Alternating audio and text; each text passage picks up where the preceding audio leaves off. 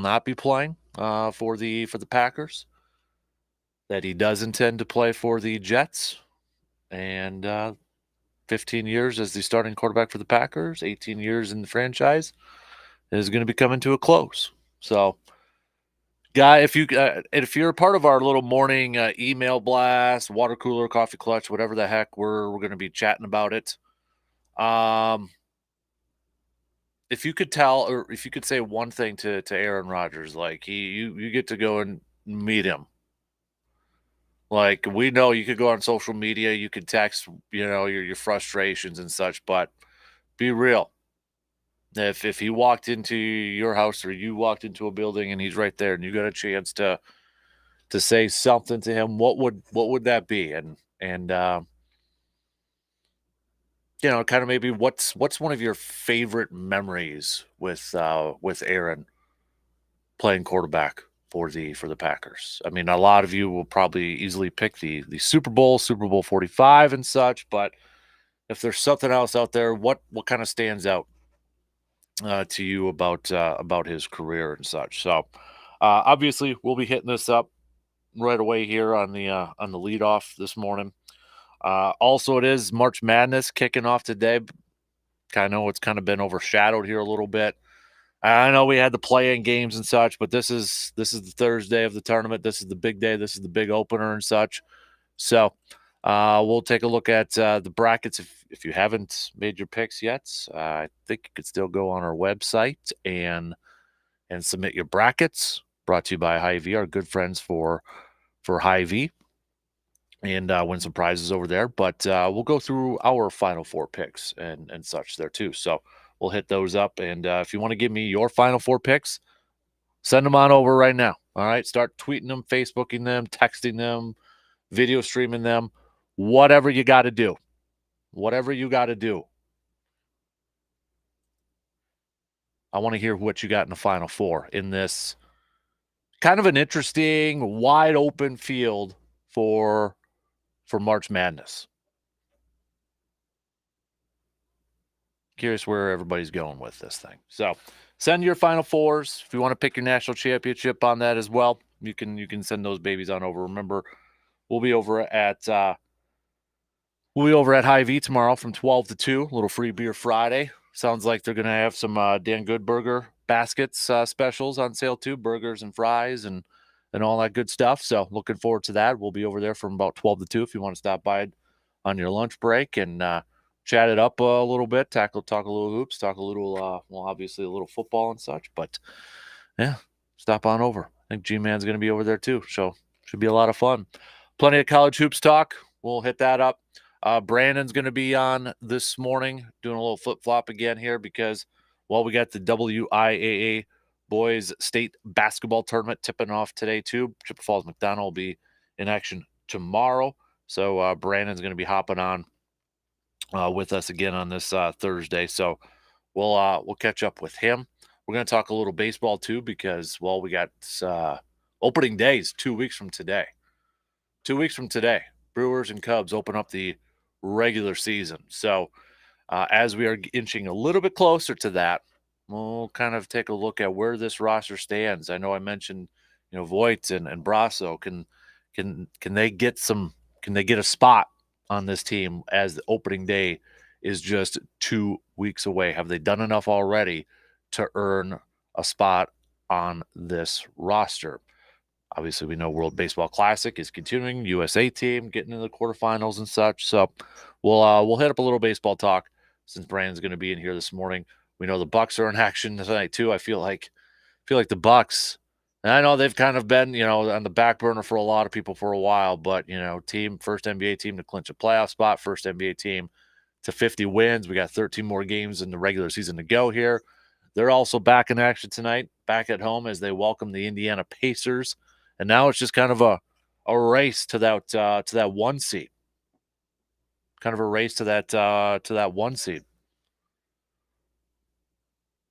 And we'll see if they can get that thing. I still think it's incredibly important for the Bucks to get that 1 seed this year. Avoid having to play either Boston or Philly in that second round. Let those two teams beat up on each other.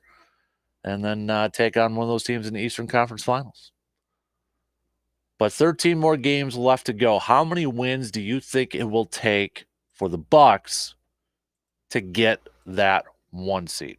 How many more wins do you think it's going to take? We know they play Boston and Philly at the end of the month, early part of April, all in Milwaukee. But when you look at the current standings right now in the Eastern Conference, Bucks are holding on to that 2.5 game lead over Boston, 3.5 up on the Philadelphia 76ers. So 13 more games left to go in the regular season. How many more wins? If you had to make a prediction, if you had to get your crystal ball and all that stuff out, what would you pick? Do a little Thirsty Thursday. If you want to do some shout outs, you can send those on over. We'll catch up with our conservation DNR warden Jake Bulks at 8:30. If you have any outdoor questions you want us to ask him quickly. We know spring turkey hunting season, especially with the bonus tags and such, they're going to be going up on sale starting next week. So might want to look at the availability and set your alarms on your phones to make sure you get one if you don't already have a tag out there. But if you have any other questions that you want to ask Jake, now is the time to text those babies on over to me on the Shoe Doctors bullpen line, 715-830-1912.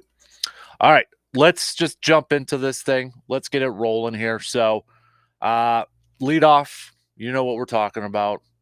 Reaction, thoughts on what Aaron had to say from yesterday.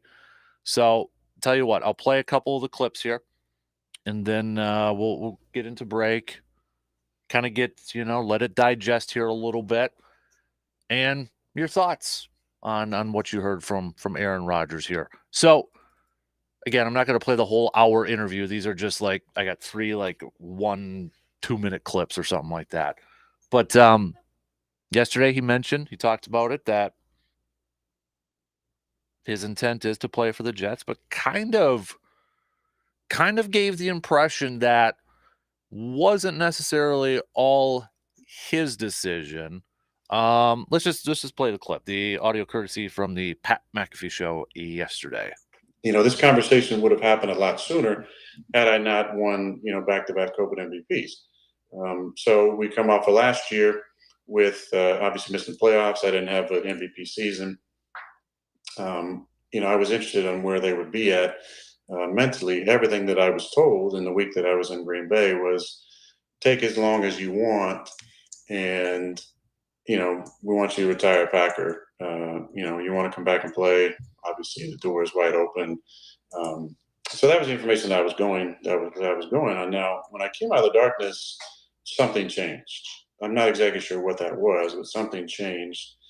And I got back to my phone after 5 days off of it, because your phone's not on the entire time. There's no Wi-Fi on that, hippie mountain.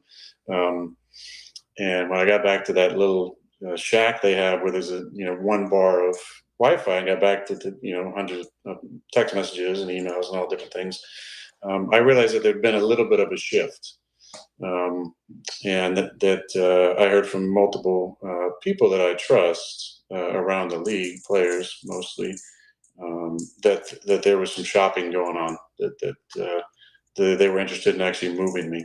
And at this point, I got to admit, I went in the darkness, 90% retiring, 10% playing. That's where my mind was. My mind was, I'm tired of this. I hadn't got back into my workouts yet, and I thought that was what was best for me. So, all right, did that just cut off a little bit early? No, I don't think so. So, let's hear a little bit more here from Aaron talking about Jordan Love, and again, he kind of brought up the situation of veterans for the Packers kind of getting treated in a way that he doesn't necessarily care for. And I think there's probably people who are really wanting to move on, and I get it. I'm not upset about it. I have nothing but love in my heart for every Packer fan and everybody that works in the organization. My life is better because of my time in Green Bay. But we just got to look at the reality. They want to move on. They don't want me to come back, and that's fine. They're ready to move on with Jordan. That's awesome. Yeah. And Jordan's going to be a great player. He had a really good year this year, getting better. You know, on the look team, he's got a bright future in front of him. They got a good young team. I got so many great friends on that team that I'm still going to be great friends with. But the fact of the matter is, like, you got a aging, face of the franchise for the last 15 years that it's time to do right by. And let's listen to your language. Mark Murphy said it the other day, right? Had a great career. Yeah. If the only way Aaron would be the quarterback is if what we want to happen obviously doesn't happen. So that's what he actually said publicly, which I think you said if he would have told you that before you were going into this process, you wouldn't have been so offended by it all. I think when you laid it all. Honestly, I wasn't offended by it at all. I'm not offended. No. But like the miscommunication wise, he didn't tell you that was the case. They told you to take your time. And then when you came out of the darkness, it was like a different message. And you said this has kind of been an issue with Green Bay alum for a long time. It's like how you handle the whole next. We're just look at the track. Look at the track record from the guy sitting over there to all-time leading tackler. What happened with Jordy Nelson and Randall Cobb and Julius Peppers, Clay Matthews, Brett Good, on and on and on. There's just a way of doing things that you don't want to bring him back. That's fine. It's a business, but there's a way of doing it that allows the man to keep the dignity. And honestly, that's some of the stuff I was fighting for a couple of years ago. Like, how can we do this a little bit better? If we want to be about family and want to be about love and taking care of our people, like let's put our actions where our words at. That's because it's really important to me. That part is important. Now I'm the person, and look, I'm not offended by any of this. I'm not a victim by any of this. I don't have that mentality. I have nothing but love and appreciation. It's been bittersweet. Like, coming to this reality has been really bittersweet because I was drafted by Green Bay.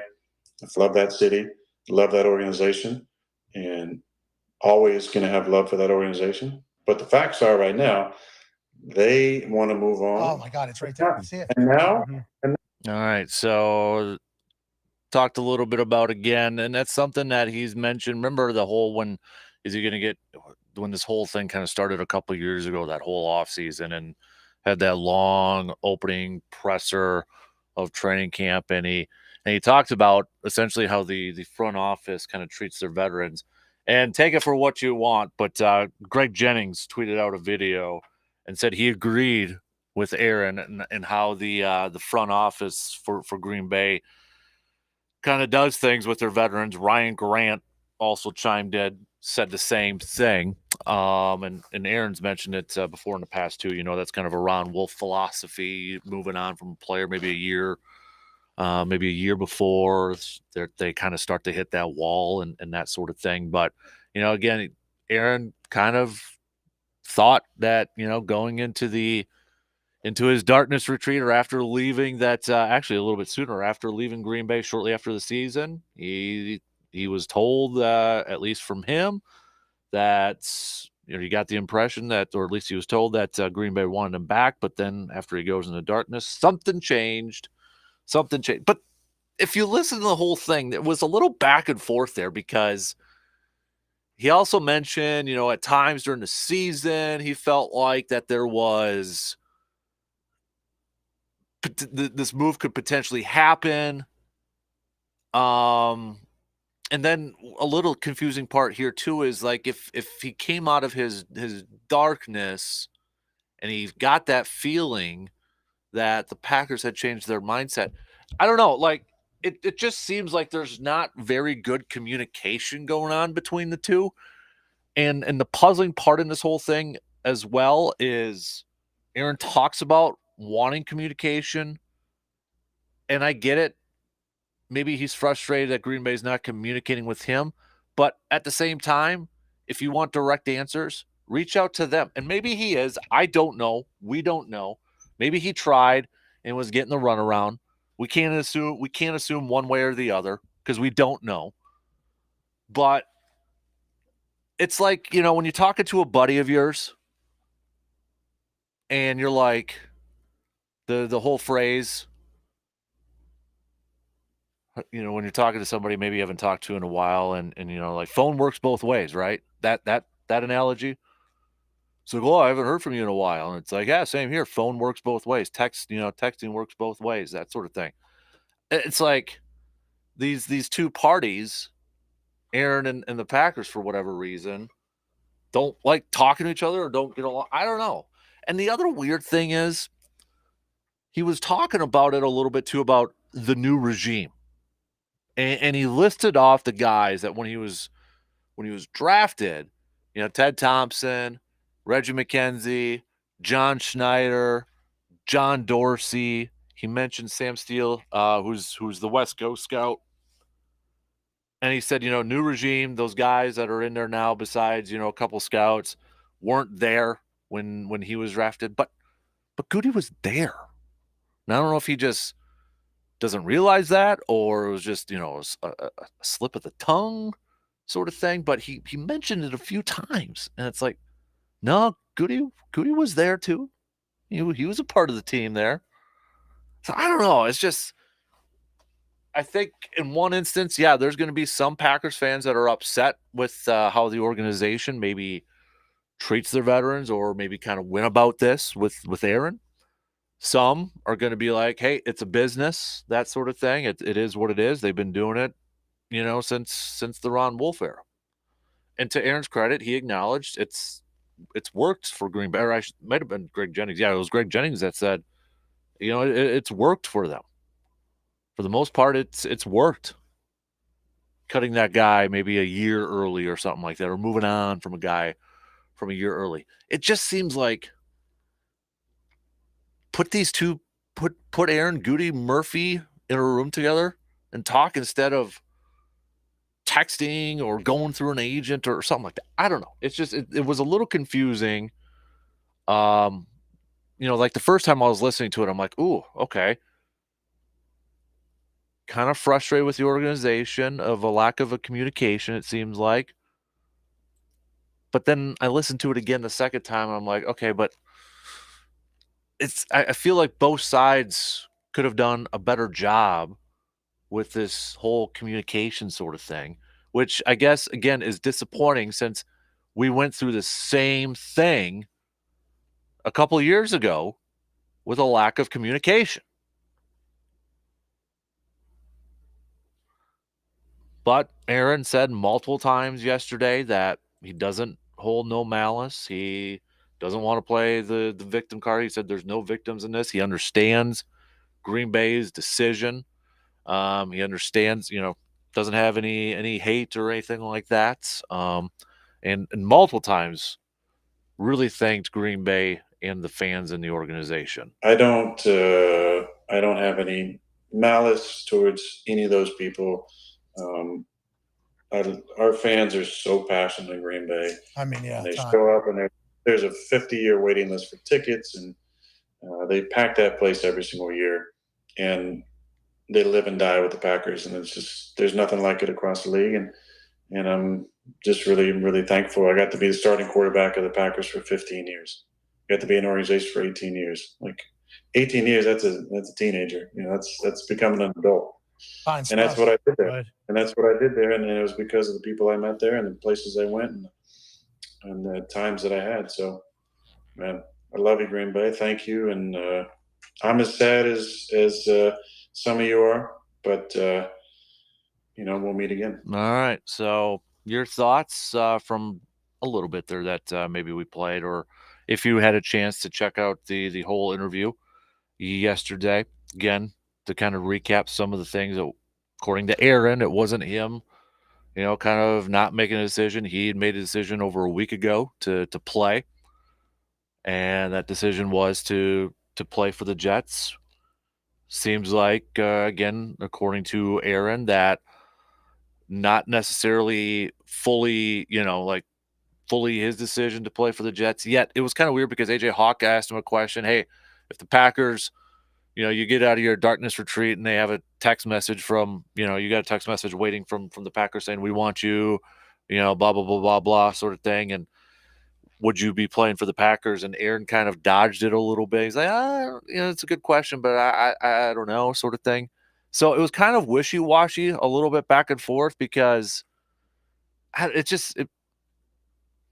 we will never know the whole picture. We will never know the whole story, the real story in that. But I don't know. It seems like there's a lot of, again, lack of just flat out talking to each other and communicating, which is to me the most frustrating part if that is the case, because we went through this 2 or 3 years ago and it seems like it's happening again. For all the talk that, was out there tearing down those silos, it seems like maybe the silos are a little bit taller in Green Bay. So, but a Hall of Fame career is over with in Green Bay. Your thoughts on the whole situation? If you could tell Aaron one thing, what would that thing be? Or maybe what's your lasting memory, or what's your? Now, I don't want to say lasting. What's your favorite or your best memory of Aaron? Maybe besides the Super Bowl, if you have one, because obviously that's probably a big one. Or what's a lasting? I guess, yeah. What's a lasting memory of Aaron Charles Rodgers? So we'll take that break and then we'll get things lead it off. Lead it off. Wow, that made sense. Let off this morning with a little lead off, talking a little green and gold. Don't forget, send me your final four picks. Who do you got, and who do you got in the national championship?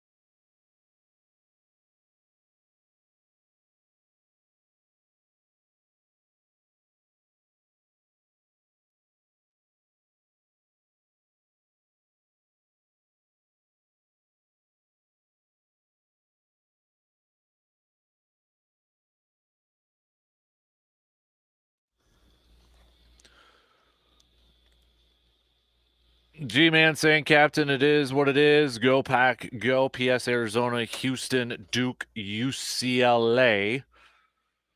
Yes, sir, G-Man. 9 more wins. Fear the deer. All right, 9 more wins to clinch that number 1 seed in the Eastern Conference. And also picking Houston to win it all. Duran Jim, the relationship has never been the same since we drafted Jordan Love when we really needed a receiver. Brian sending us an email, part of our little water cooler coffee clutch group there. The one thing I would tell Rodgers is that as a Packers fan, I am sorry for not surrounding him with wide receiver talent. Watching both Brett Favre and Aaron Rodgers play for so long without a true number 1 receiver, Favre did have Sharp for a few years and accomplished what they did was amazing. You look at any other Hall of Fame quarterback, and they had a number 1 wide receiver, tight end with them. My final thoughts on Rodgers are that he was probably the most cerebral of quarterbacks out there. The way he could pick apart defenses, make them jump off sides, and put a ball in a tiny spot was unbelievable. Both Favre and Rodgers were such different players, but they gave us Packers fans over 30 years of amazing football. No other franchise can say that about their quarterback play over that length of time. It is the end of an era, and it will be tough to continue this, but I said the same thing after Favre retired. It's now the Love era.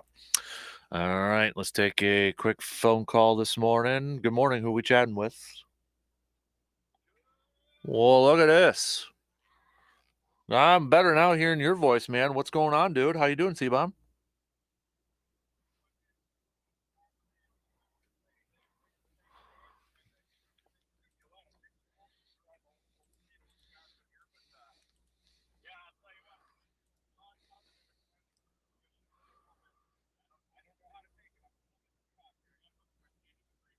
Yeah, that's kind of where I don't know, like I think watching that thing yesterday with Pat was like the one thing was like, oh, yep, it actually is over. Like I figured it was coming. I thought it was coming that he was going to go to the Jets, but to actually hear it from him, I was like, oh, now that it's actually real, we're here because I thought for sure, C-Bomb, I don't know if you're the same way. I didn't think we would be this in the same situation like we were 15 years ago in 2008. I didn't think 15 years later we'd be going down the same thing.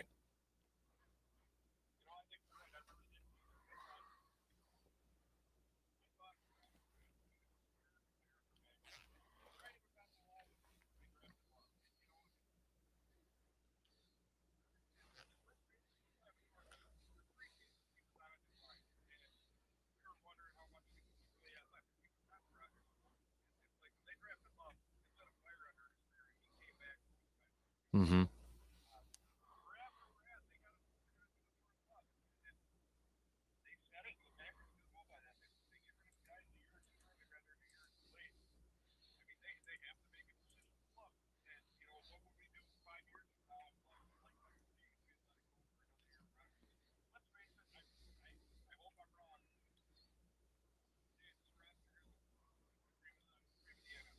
Mm-hmm.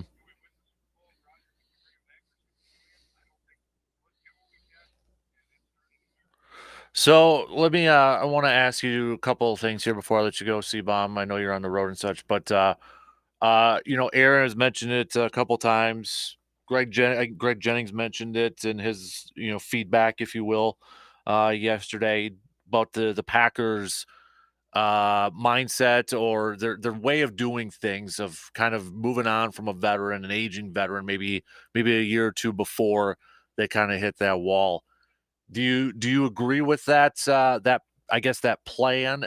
And do you think that there's certain players that they shouldn't do that for, referring to Aaron Rodgers, obviously?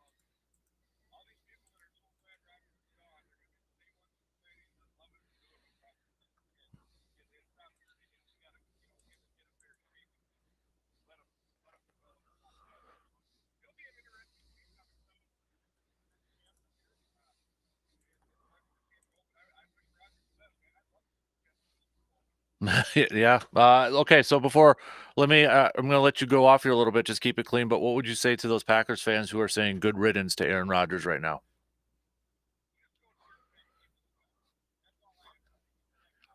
Mm-hmm.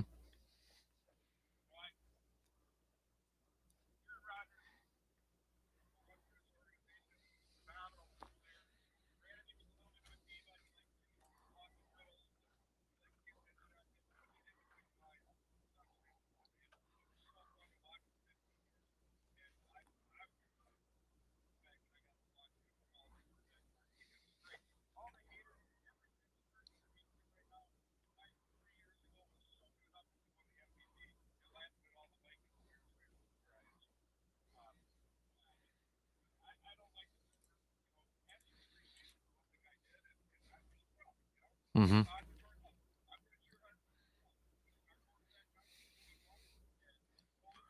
Yep. Hey, I got the same mindset, man. Good to hear from you again, buddy. Appreciate the phone call this morning, sir. You got it. There you go. There's C-Bomb hopping off here this morning. We got the video stream with some comments here. Tom from across the pond. Good to hear from Tom from across the pond this morning. Tom is a Lions fan. Since I started following American football over here, all I've ever known is Rodgers as the Packers quarterback. Definitely won't miss those last second touchdowns to beat us at Ford Field. Hoping Love turns out to be a good quarterback for you, though. Jamie saying, I'll miss him. Remember that Hail Mary pass against the Lions with 2 seconds left? Awesome. Brad, Packers are known for releasing players before the big decline in play happens. I believe the Patriots do it also. Before Packer businesses outside the stadium, we didn't have other emergency money to pull from. I can live with doing that. Putting us in cap space, heck, makes no sense. Gonna enjoy my Packer green party with one for Rodgers. Just realized I spent more weekends with Rodgers than weekends with my ex. Okay, that's from Brad on the video stream over there. So, your thoughts? What are kind of some of your lasting memories, if you will, about one Aaron Charles Rodgers? Are you on the good riddance camp? And if you are on the good riddance camp, why are you on the good riddance camp? Is it strictly football related, or is it more off the field stuff? You know, I've said it many times that I was never a Rodgers guy when he was first selected in 2005. I remember watching the draft, and when it came that the Packers had selected Rodgers, I was upset. I stopped watching it. I went golfing. It was 30 miles an hour. Nobody else was on the course, but I had to get out of the house, and I was so upset that they didn't surround Favre with some talent. And I wasn't sold on Rodgers the first couple of years either. Even, 2008, I went to the first game, and the only reason I went to the first game, his first start against Minnesota, I believe it was a Monday night game. The first of a doubleheader. So I was in college, but the only reason I went to that game was because I had bought tickets because that was going to be the game for the Favre ceremony. I mean, Favre was on the face of the ticket, and that's the only reason I was going to go. But obviously, things didn't work out that way. I'm like, all right, I'll still go. And I wasn't at that point in 2008. I still wasn't, on the Rodgers thing. The whole summer, I was on Team Favre. I wanted Favre back. And then I was at the last game that 2008 season where they beat the winless Lions. Sorry, Tom. I was at that one, and we had seats next to the players' tunnel. And if you follow my Facebook page, you probably already saw the picture and the long post on there and that such. But I remember we were staying back, and Driver was kind of doing a lap, and he stopped in front of the tunnel, and he did his blowing kisses and all that. But Rodgers was the last guy. He was doing, I'm assuming it was a TV spot or something like that, and he was the last guy to come off the field.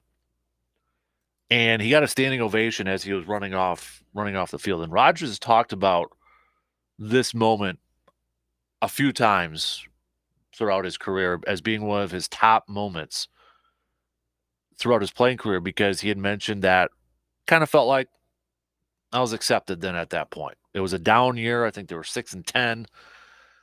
wasn't really his fault or the offense's fault. There's how many games that year, if you remember, where the defense just couldn't stop anybody. They'd have a lead and they couldn't stop anybody. But he had mentioned, that was kind of like, okay, I kind of accepted at that moment. And I think it was probably at that moment for me too. I'm like, all right, maybe this guy is going to be okay. I never would have still said 4 MVPs or anything like that. But I started off not being a Rodgers guy, not a Rodgers believer, didn't think he was going to amount to anything, to here we are in 2023 where, yes, he is in the debate as one of the best Packers of all time. And I know he mentioned it yesterday, but, he's in that conversation. One of the best quarterbacks of all time. I never would have thought that would have been the case. And when you think about it, and when you kind of sit back and think about how his career started, what he went through in 2008. The thing is, Jordan Love, and I'm glad he's not going to have to go through this. Jordan Love is not going to have to go through an offseason where he's going to be the starter like Aaron Rodgers had to go through that offseason in 08. Fans booing him at family night, for crying out loud. Planes flying around the stadium with banners saying, bring back Brett. A guy going up to Ted Thompson, saying Aaron Rodgers will take you to the toilet bowl. Favre will take you to the Super Bowl. Love isn't going to have to go through all that. I'm sure there'll be some fans that still want Aaron Rodgers back. But he ain't going to have to go through that 08 summer like Rodgers had to. So to factor that all in, and to see what kind of career he had for Green Bay, that's pretty damn impressive. And I know there's going to be quite a few fans that just don't like him. And it is what it is. It's your thought. You don't like the guy for his personality. You don't like the guy for his hobbies or what he does off the field and that. I get it. I understand it. Or his viewpoints. Totally get it. I don't agree with him on a lot of stuff either. But between the lines and on the field, the fact is, that was a special, special football player. And he was a really good football player. And I'm glad I got to watch him quarterback my Packers for 15 years as a starter. A lot of good times. Did it amount to as many championships as we wanted or should? No. Is it all on him, though? No, it's not. It's just, there's highs and there's lows, and man, oh man, I'm gonna appreciate all of it. I'm not gonna take these last 15 years for granted. I'm glad now I was able to. I took my kid to a preseason game, even though Rodgers didn't get to play. But I'm like, you know what? I want to get to a spot so the little guy can actually just see him.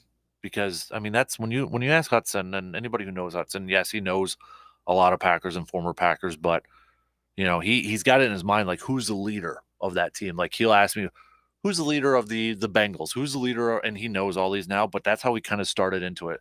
And what he meant by leader was like, who's the quarterbacks? So he was the first one that, it was like Aaron's the first one he knows about. So I was glad I was able to get him to Lambeau just to actually see Aaron, even though he didn't play and such. But you look at my lifetime, I'm 36. I'll be 37 here soon. I don't remember Don Majkowski. I was too young.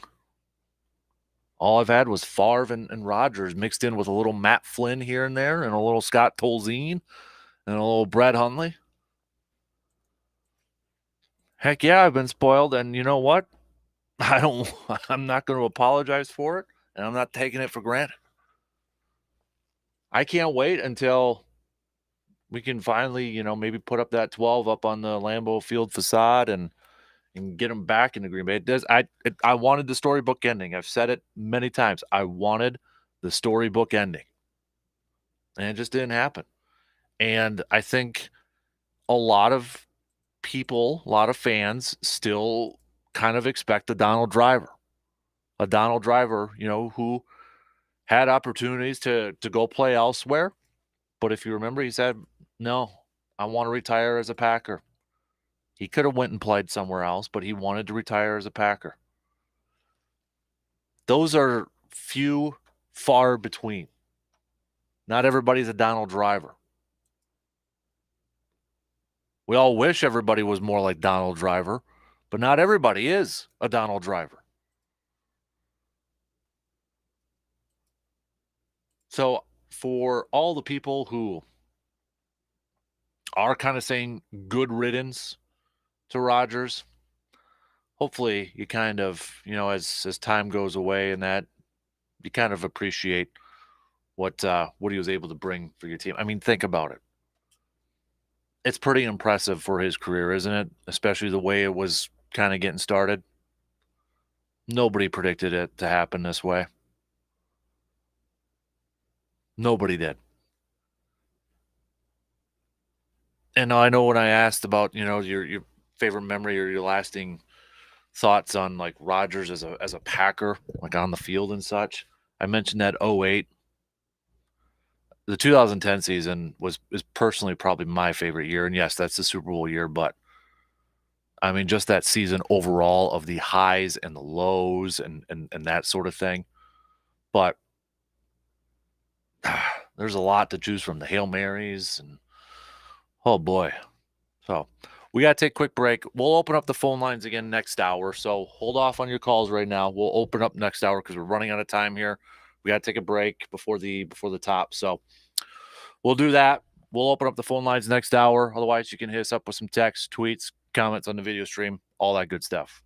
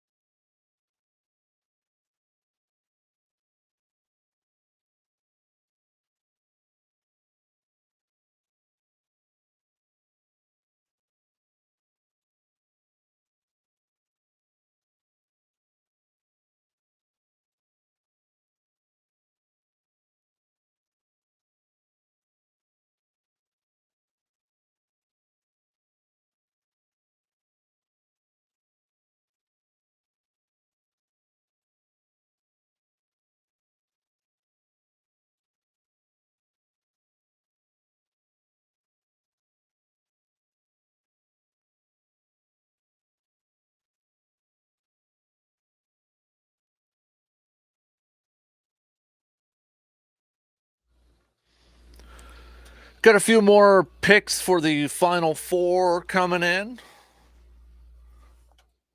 We've got just kind of looking at some national champions again, kind of all over the place here. We've got a couple of Houstons. Duke is a big one. A lot of people kind of riding with the Duke train. It seems like got a few of those coming in right now.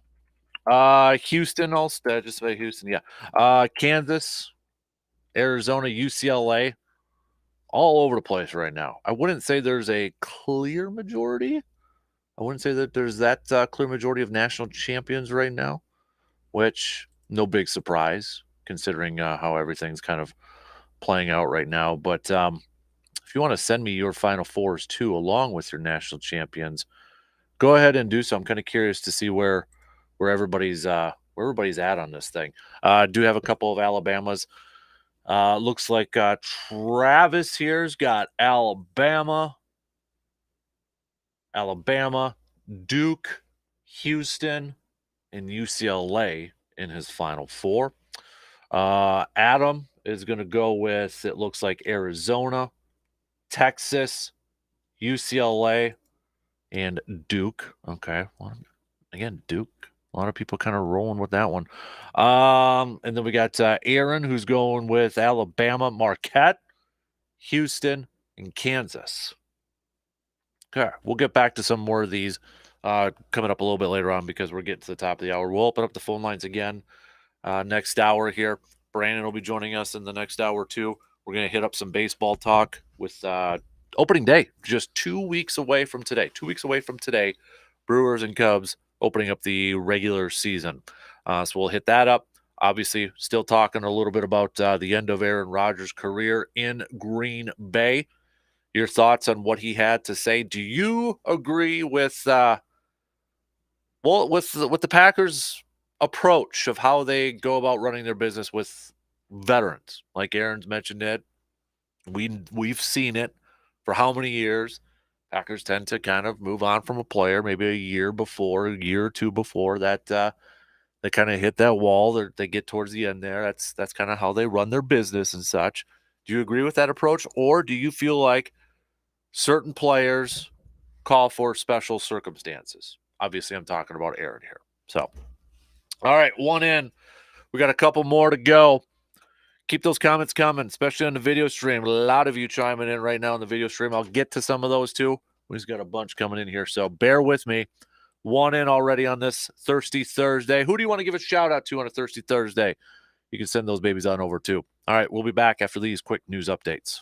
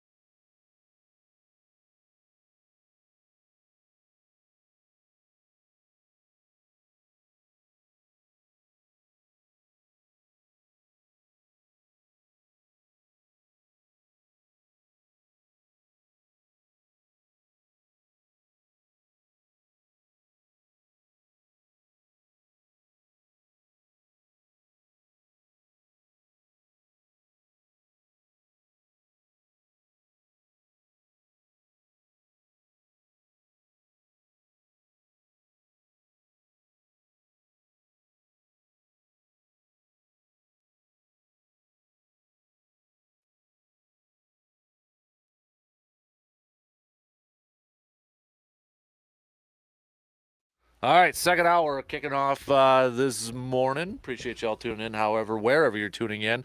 Especially shout out to everybody on the video stream here, Brandon. So you gotta do some work because we've been increasing in views and comments on there. So maybe it's because of you. So. I've got to do some work. Yeah. Well, you Are you threw saying you threw a fit on Twitter that I don't give you like big old. I was this close to putting together my own special, totally not a wish list, but a wish list of things to do for this. Demand list.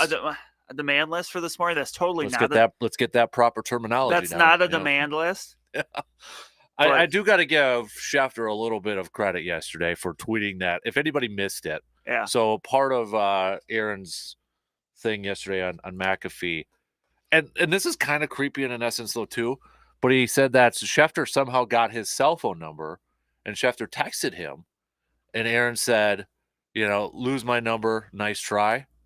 I'm like, yeah, okay. Credit to Schefter, he actually screenshot that and Yeah. tweeted He's it. like, hey, no, this is what happened. Yeah, and I'm like, okay, that's actually pretty cool. Then now people have got shirts made and all that Oh, stuff. yeah, and of it's course. like, but isn't that kind of like Schefter somehow got Aaron Rodgers' cell phone? But I'm sure he just got it from. I mean, that happens. Yeah. Like, I mean, but it's like if you're like, I don't know, like I'd be kind of weirded out about it a little bit. I mean, obviously, it seemed like that wasn't something Mhm. Aaron was interested in, because Yeah. otherwise he just would have gave it to himself. But I mean, that does happen. We're like, hey, I don't have this person's number, but someone that does, and they Mm-hmm. share it and yada yada. But Yeah. But, oh man, we got some more thoughts coming through here. Let's go to the video stream. James saying that I appreciated the love given for Packers fans. This has been hard on everyone. How the team is handling this reflects the modern NFL. When you're dealing with $60 million for one player, sentimentality goes out the window fast. I don't like it, but it's just reality. Don saying when Rodgers relieved Favre in the second half of that Cowboys game, it was a Thursday night game because that was the NFL Network thing when nobody had NFL Yeah. Network and you had to go to a bar and watch that. I was at B-Dubs at 3 o'clock that afternoon. It was already full. We had to share a Ooh. table with a couple ladies, which wasn't bad. He looked really good and brought the Packers back after being way down. They lost, but it was then that I knew Favre's days in Green Bay were numbered. Aaron talked about a moment, like there was something like in the season that he kind of felt like maybe a change was coming. And part of me was wondering, was it that Philly game when Jordan Love came in and actually played semi-decent? Because I was thinking, I'm like, I wonder if it was that moment, because everybody's bringing up the Dallas moment when Favre or when Rodgers came in and that sort of thing. And part of me was like, I wonder if it was the Philly moment where Jordan Love like played really well, and then maybe that's what gave some within the organization that confidence could be. to go to. We won't know. We won't ever know, and Yeah. and all that sort. Unless somebody writes a tell-all book. But hey, I would just say I might be one of the first to actually get to talk to Mark Murphy when he's in town for the tailgate. You might. Do I hit him with some hard pressing questions? Well, the Yeah. precedent is set. Yeah. Going back to last week. Unless he's going to Madison and you see him at the boys' state tournament. I don't this know, time, but yeah, you so. gotta give a shout out to Nick Tabor from TV18. Yeah. He asked the questions, Yeah. and I think even more surprisingly was that Mark Murphy answered the questions, and that was kind of this last week, that was kind of a big snowball moment there. Mm-hmm. I'll be curious to know when it's all said and done, Packers fans' views on Mark Murphy's tenure. Yeah. Because Bob Harlan is on a pedestal, and rightfully so. Yes. And Aaron even gave a shout out to Bob Harlan yesterday. Bob Harlan, that's why I've always said everybody talks about the 90s resurrection with Favre and White and Wolf and Holmgren. It started with Bob Harlan. He needs to get that recognition. But I'll be curious to know. And I got a good idea what the loud majority will say about Mark Murphy. Yeah. And they'll probably just send me a picture of him tubing down the hill at Titletown. But this is also a guy was at leading the charge at the head of moving on from Favre and Rodgers. Yeah, and that's not easy. So, but and I don't want to say it's all negative because he's done some good things for the organization. You have to adapt to the times. You just have to. Titletown District is a huge thing. I know it, kind of goes against the whole nostalgia feeling. It's 2023. You have to adapt to the times, and he did a lot of that work, and I think that's a lot of his responsibilities lie into that too. Mhm. So, And obviously, I also think a lot of it's going to have to do with what comes in these next few years. yeah, but oh boy, here we are I again. was gonna say, what are we gonna talk about this morning? Pretty light. The emergence of Steven Crowell as the next Big Steve, big man for Big Wisconsin Steve. Badgers basketball. Not picking on you, Steve. That was a great game you had. No, the it other was. night. That It was was a very good game you had the other night. I think that gave a lot of people that were pretty apathetic on the NIT. Just something to get feel a little bit good about. Yeah, maybe they'll get some more fans there next time now. So yeah, busy weekend for the Kohl Center. It though. is, and that was something to keeping an eye on with, because I think it's been announced that game's going to be Sunday. There's not time yet with them taking on Liberty. Yep. So, but yeah, state boys basketball tournament starts this afternoon, goes through Saturday, and then Sunday, and look, you're not changing anything on the floor, so I mean that's helpful. I mean the floor is the floor. So that makes a pretty quick transition to go from high school to college. That's where I was looking at that bracket because it said either Saturday or Sunday, and they had one of the first games. I'm like, well, that would be a Saturday game. But there was also other, like Villanova. There are other examples where higher seed teams actually played on the road. Oh yeah. Or Liberty just beat Villanova. My bad. That was initially, I think that but that was the plan. But yeah, there's been times where there has been some conflicts there with scheduling with venues hosting other things. So but thankfully that's not going to be the case for the Badgers. Do you have your Final Fours already picked? I do. I am also registered in the bracket. Yeah, I did it yesterday, and I put as least amount of time of thought into it as I have, and I feel good about that, even though I can't tell you why I picked who I picked to win the national title. You can't wait to tell me? No, I can't tell you why. I just did it. I'm like, okay, I feel like this team's going to win. Like, for years and years, I've always got burned by the paralysis by analysis thought. Like, I would just sit down and I would have things I would look at, and I'm like, So when it comes to brackets, I asked this the other day. Do you have a certain rule set that you go by? Like, you don't pick this team, or you have a process of going up until last year I didn't pick Kansas to go very far. See, Kansas was on my list too. Like, I felt like until every last time. Year, I don't know. I just felt like I got burned by them too much. But I don't know. Like there's certain things I look at, like, and this is something I did this year too. I always look at the Ken Palm rankings more so just to see if there's a team that's way over or underseeded, because that's when we're like, hey, this team is ranked 15th in Ken Palm, but they're like a 7 seed. Okay, well then maybe there's something to that versus, hey, this is a 2 seed, but they're 20th, kind of a thing. Right. And I just took a quick glance at that. Right. But not really. So let's do this. 8:05 will reveal our final fours on there. Everybody else, that gives you a little bit extra time. Get yours in. Yes. You want to know who you got? Exactly. Hudson picked a better one than me after we did his. After we did his last night, I was like, ooh, I kind of like that one better than mine right now. So I had to, again, kind of explain to him the seeds. Like, okay, 1, 2, 3 is better than 14, 15, 16. But then also say, well, that doesn't mean you always have to pick the 1, 2, because then he started just doing all that. And then, but I will say this, his Final Four matchup is not a 1 or his national championship matchup is not a 1 or a 2 seed. Nice. So, and when I looked at that, I'm like, I can actually see this happening. So kudos to him. Well done. He is a fan of a certain team, though, that I'll just say that I'm a little down on. He's a Dookie.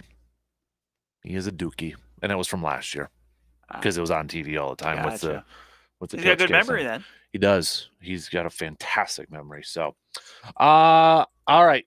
Let's we're going to open up the phone lines here in just a few minutes. If you want to give us a shout on the whole Aaron Rodgers thing, I do want to talk.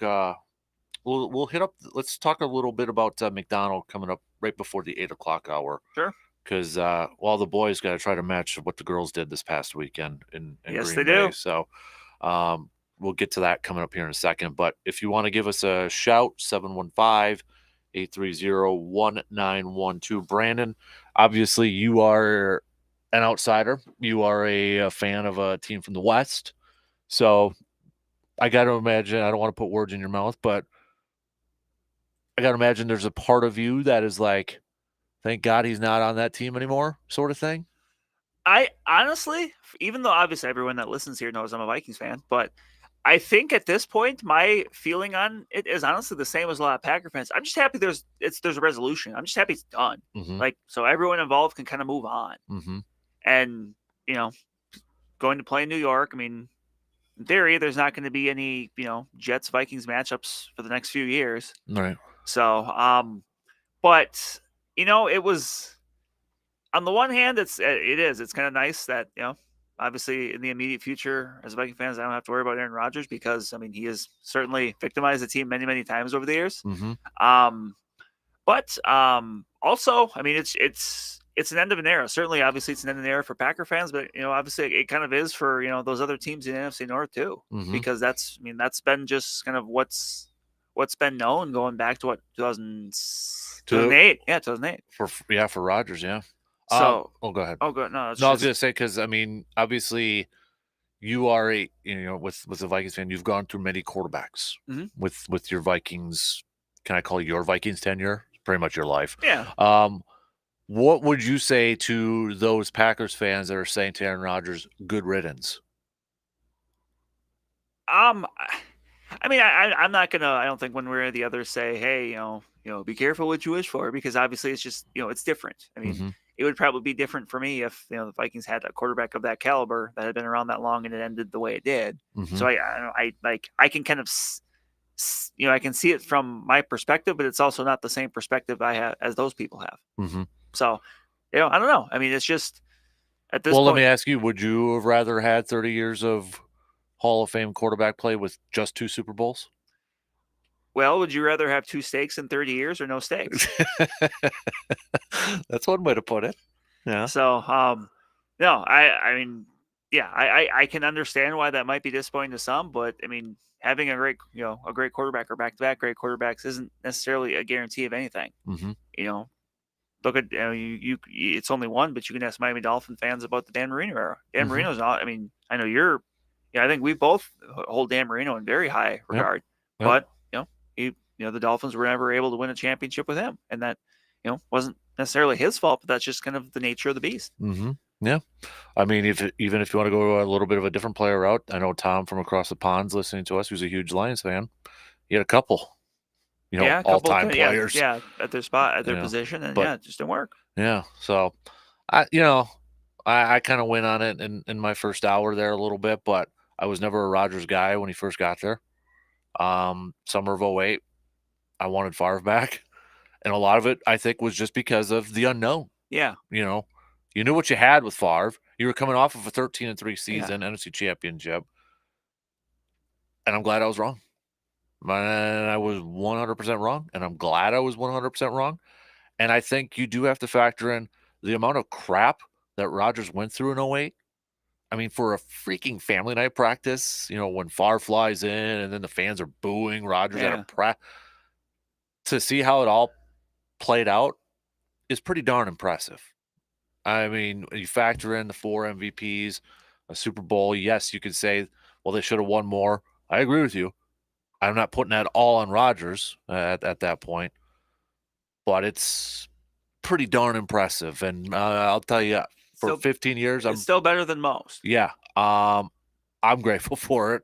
I don't want to say good riddance. No, I think you can be both sad, a little bit down that he's moving on, yet still excited. How it ended, but still, and still like intrigued about what the future holds. Yeah, and I think it'll be another one of those things that just in time, people, maybe that were a little down on it will just kind of maybe have a better, reflection of it, like the Favre thing. And look, a big part of kind of what helped Packer fans be able to move on from the whole Favre thing is the fact that the Packers won right away with Aaron Rodgers.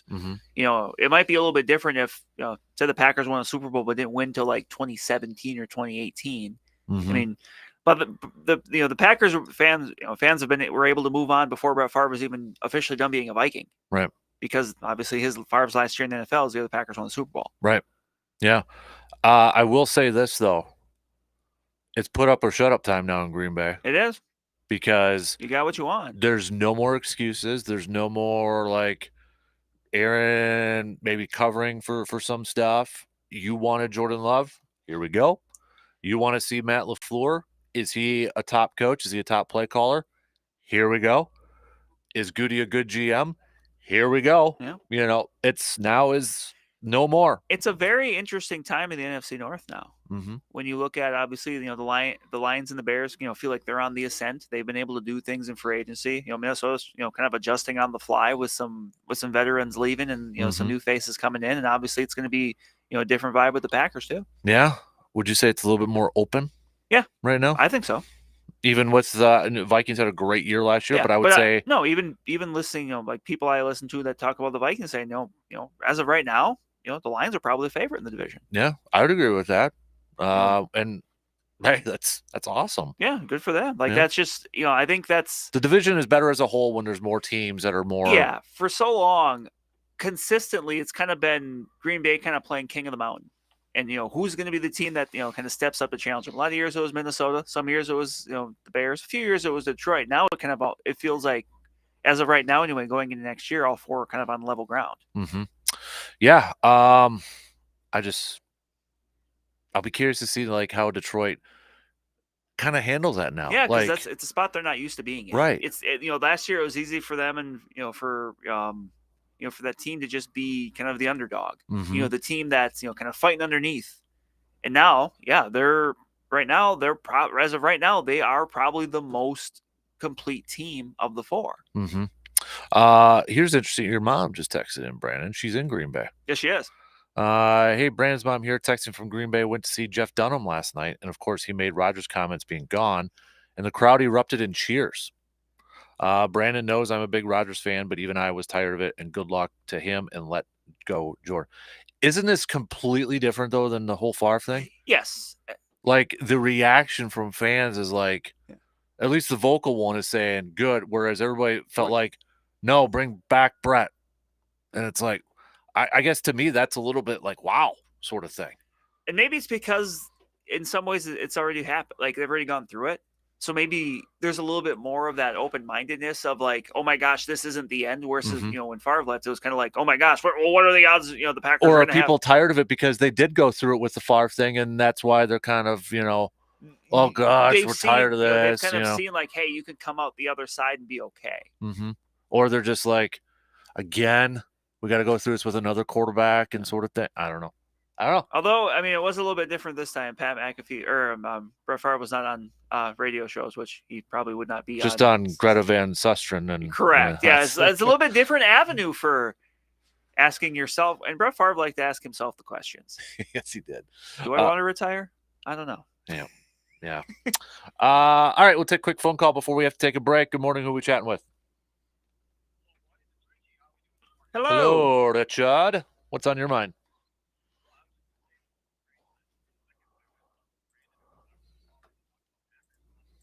Oh, look at that. 2 weeks from today, we got time.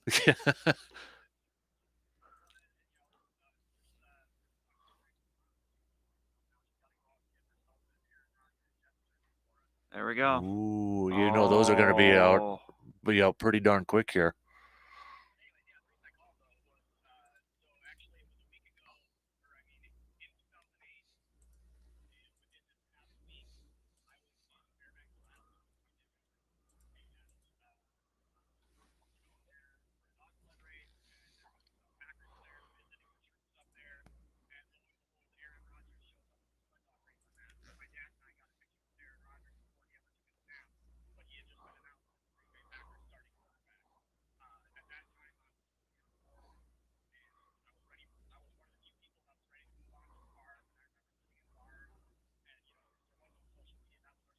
Yep.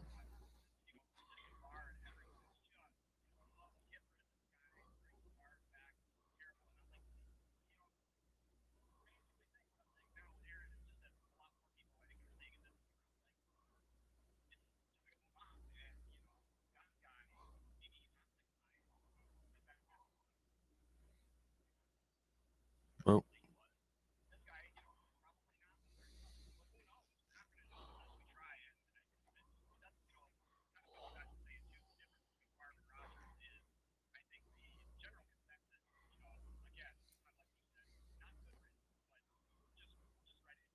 Mm-hmm.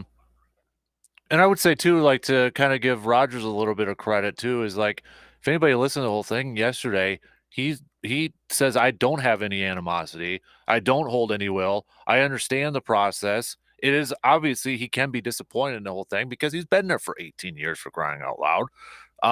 Whereas where Favre, I think we could tell like, yeah, he really wanted to stick it to Green Bay. Maybe Aaron does want to stick it to Green Bay a little bit, but doesn't any competitor want to do that at a certain situation?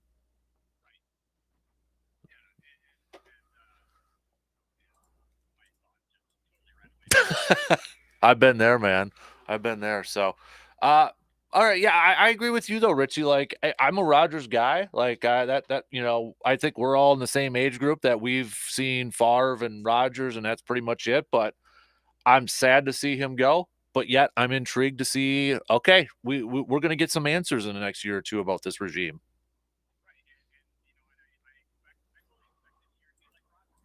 Yeah.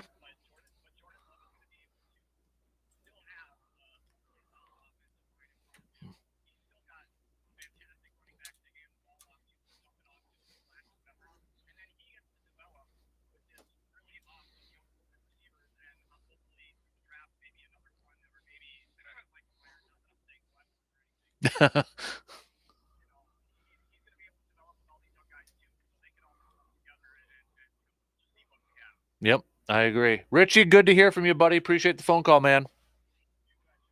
There you go. There's Richie chiming off there.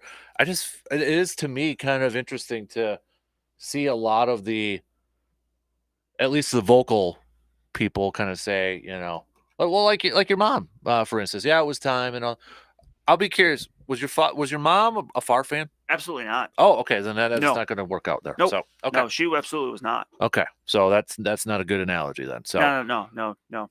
so like I guess for me in an instance, I didn't want Rogers. I want Favre back. Yet I'm a little bit like I get both sides, but I always said too, I would have been fine with either way. If Rogers coming back, well, let's freaking go and try to run this thing back. If it's not, I get it. I totally understand it. It's a business decision. Let's see where it goes. Jake with an email. I would tell Aaron, thank you, plain and simple. The best Packer ever, in my opinion. And his two apparently. Aside from Devontae, my favorite Packer that I've been able to watch. Loved growing up with Favre and that group of guys, but for my entire adult life, all I've known is Aaron Charles Rodgers, and it's been a freaking pleasure. He gave the fan base stability and is labeled by many the best thrower of the football. I will forever be grateful for his time and talents in Green Bay, and I'm sure I'll talk about him to my kids and even grandkids. Forever my quarterback one, but I am excited to see what he can do elsewhere while the Packers move on to Love. Also, can't wait to see what Love can do. All the talk seems good. I just can't wait to see it. So, and I think too, I'm glad, like Aaron said yesterday too, he's like, Jordan's a great kid. He loves Jordan. He thinks Jordan's going to have success in this league and all that. Like, he had nothing ill to say about the team, the players, or anything like that. Whereas, remember when Favre was going through that whole thing, the comment that he apparently made is like, bring me back, I will beat out Aaron in training camp. Remember that? That was out there, and I was like, okay, again, competitor, athlete. Yeah. What else do you expect them to say? That's what that's what he was kind of known for, always being that, Right. never say die competitor. But Right. But take another quick phone call, but then we got to take a break. We got to take a quick commercial break. Good morning. Who are we chatting with? Hey, Mark, what's going on?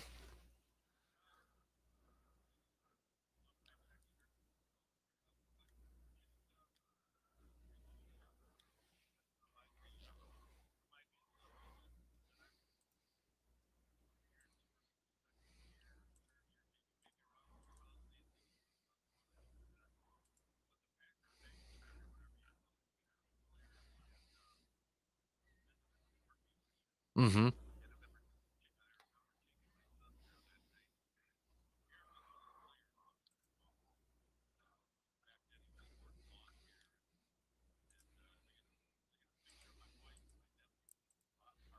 Oh, nice.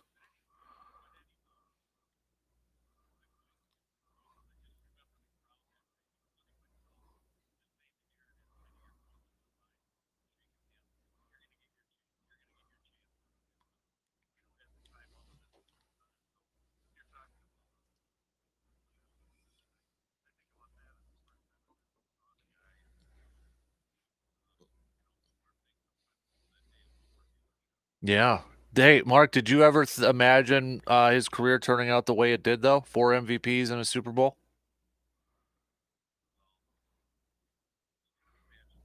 Right.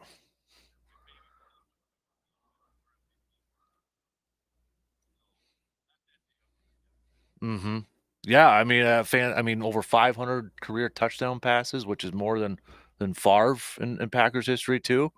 So that's cool. I've heard a lot of stories about when he was here in Eau Claire. That's cool that you got to take your kids there. Well, appreciate the phone call, Mark. That was great to hear that. You too. There you go. There's Mark hopping off. We'll take a quick break. Phone lines are still open, though, if you want to give us a shout. 715-830-1912. Brandon, you should prepare. You know what's going to happen in 2 years for your quarterback. I'm just saying, man. Just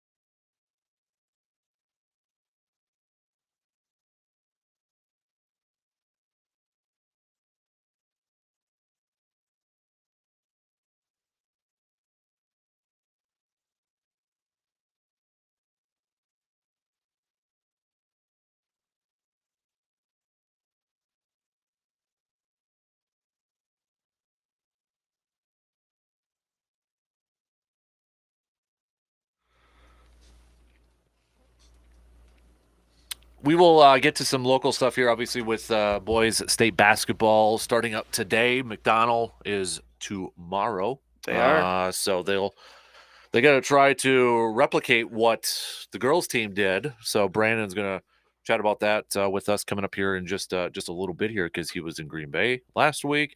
Obviously, I noticed that you didn't bring me back my gate or whatever. No, I saw a sign for the sale though. Did you? They had signs around. Which Was the parking lot pretty full?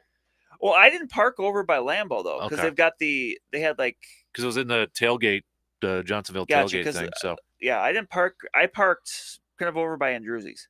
okay, So yeah, you're over on the Yeah, outside. and, So. and being there for 2 early session games, that there was still parking room there, and that's where I prefer to go if I can. Mm-hmm. But yeah, because if I went there, afternoon, then that's usually full by then. So Mm-hmm. That's an awesome picture. Richie just sent it to us, his dad and Aaron on Twitter. Long hair, just like Mark, who just called, said over there. That's a good picture.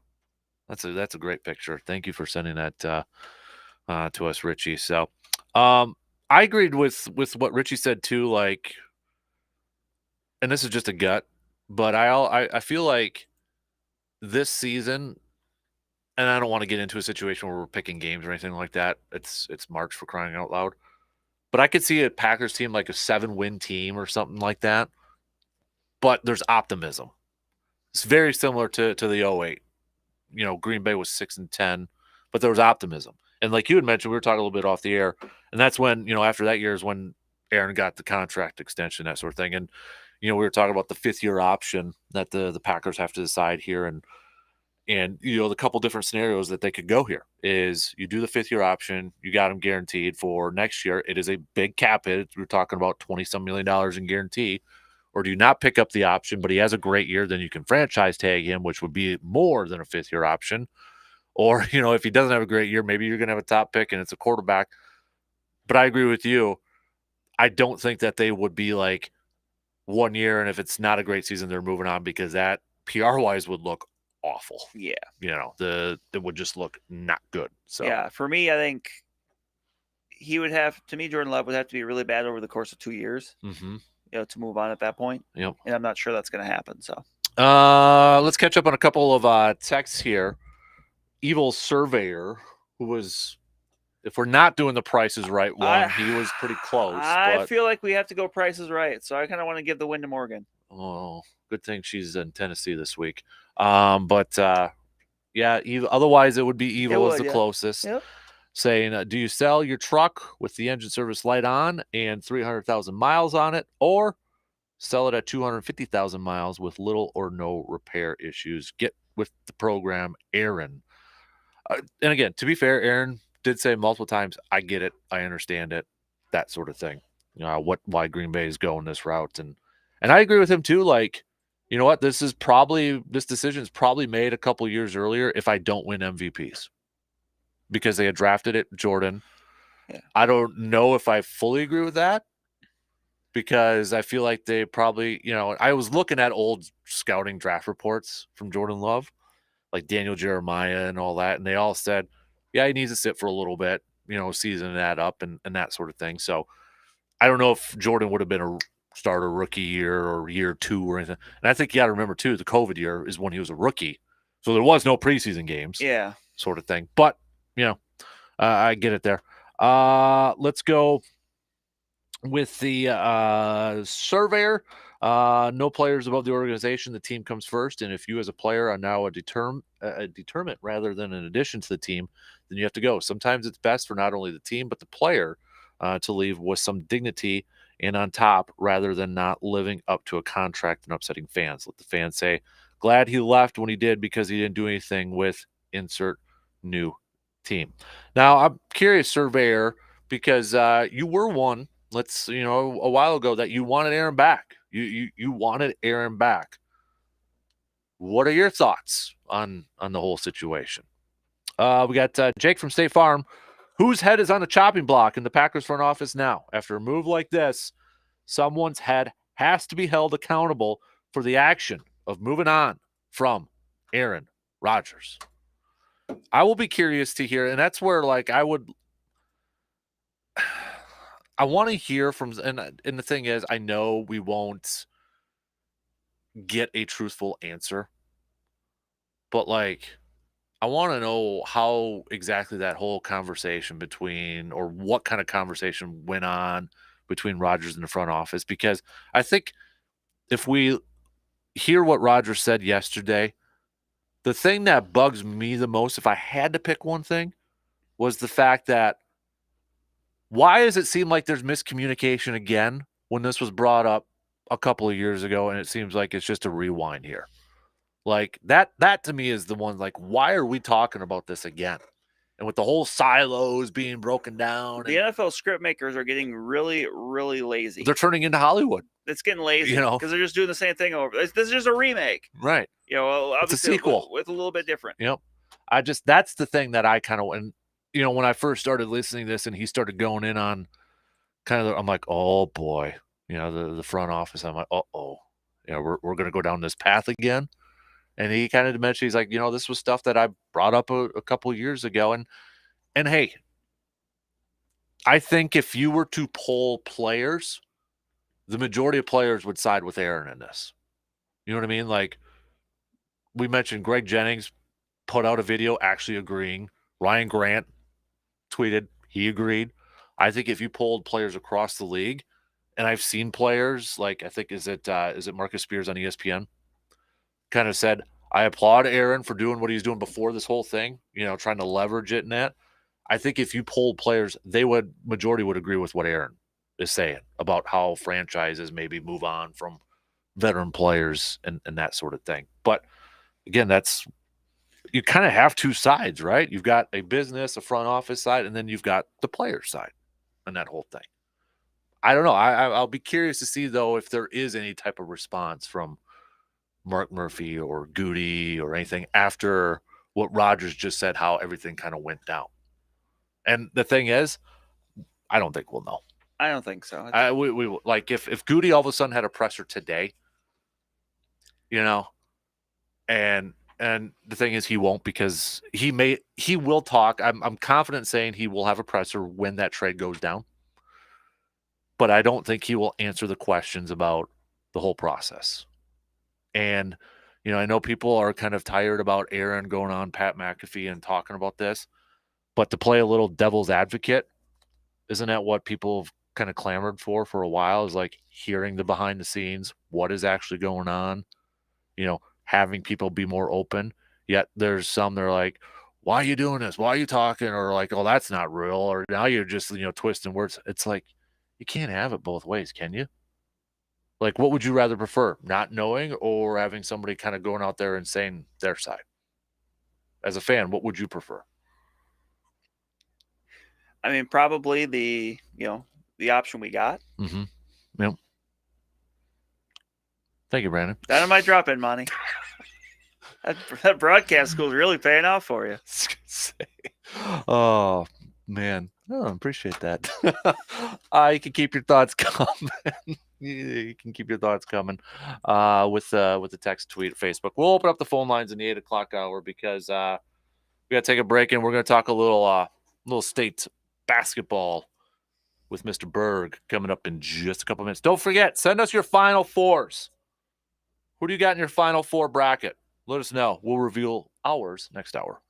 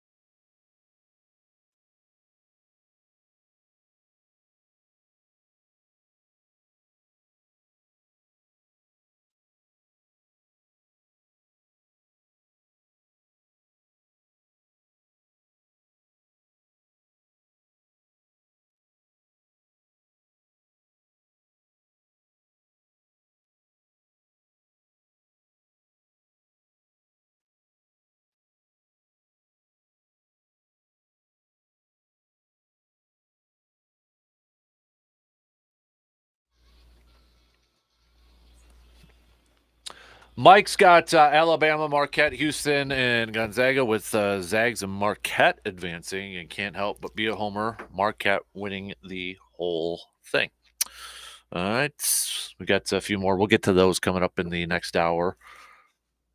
Brandon and I will pick our Final Fours, or reveal them, I should say, at this point. So, got all right.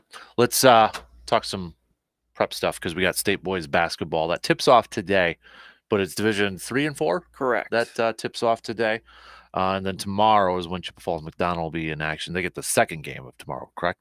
After the first matchup in Division 5. Okay. Yep. So before we get to that, though, let's recap the girls. So, before you were heading over to Green Bay, we were previewing that, and McDonald girls were the 1 seed going up against an undefeated team, but Albany, yeah. McDonald had themselves a game in that first game. They did.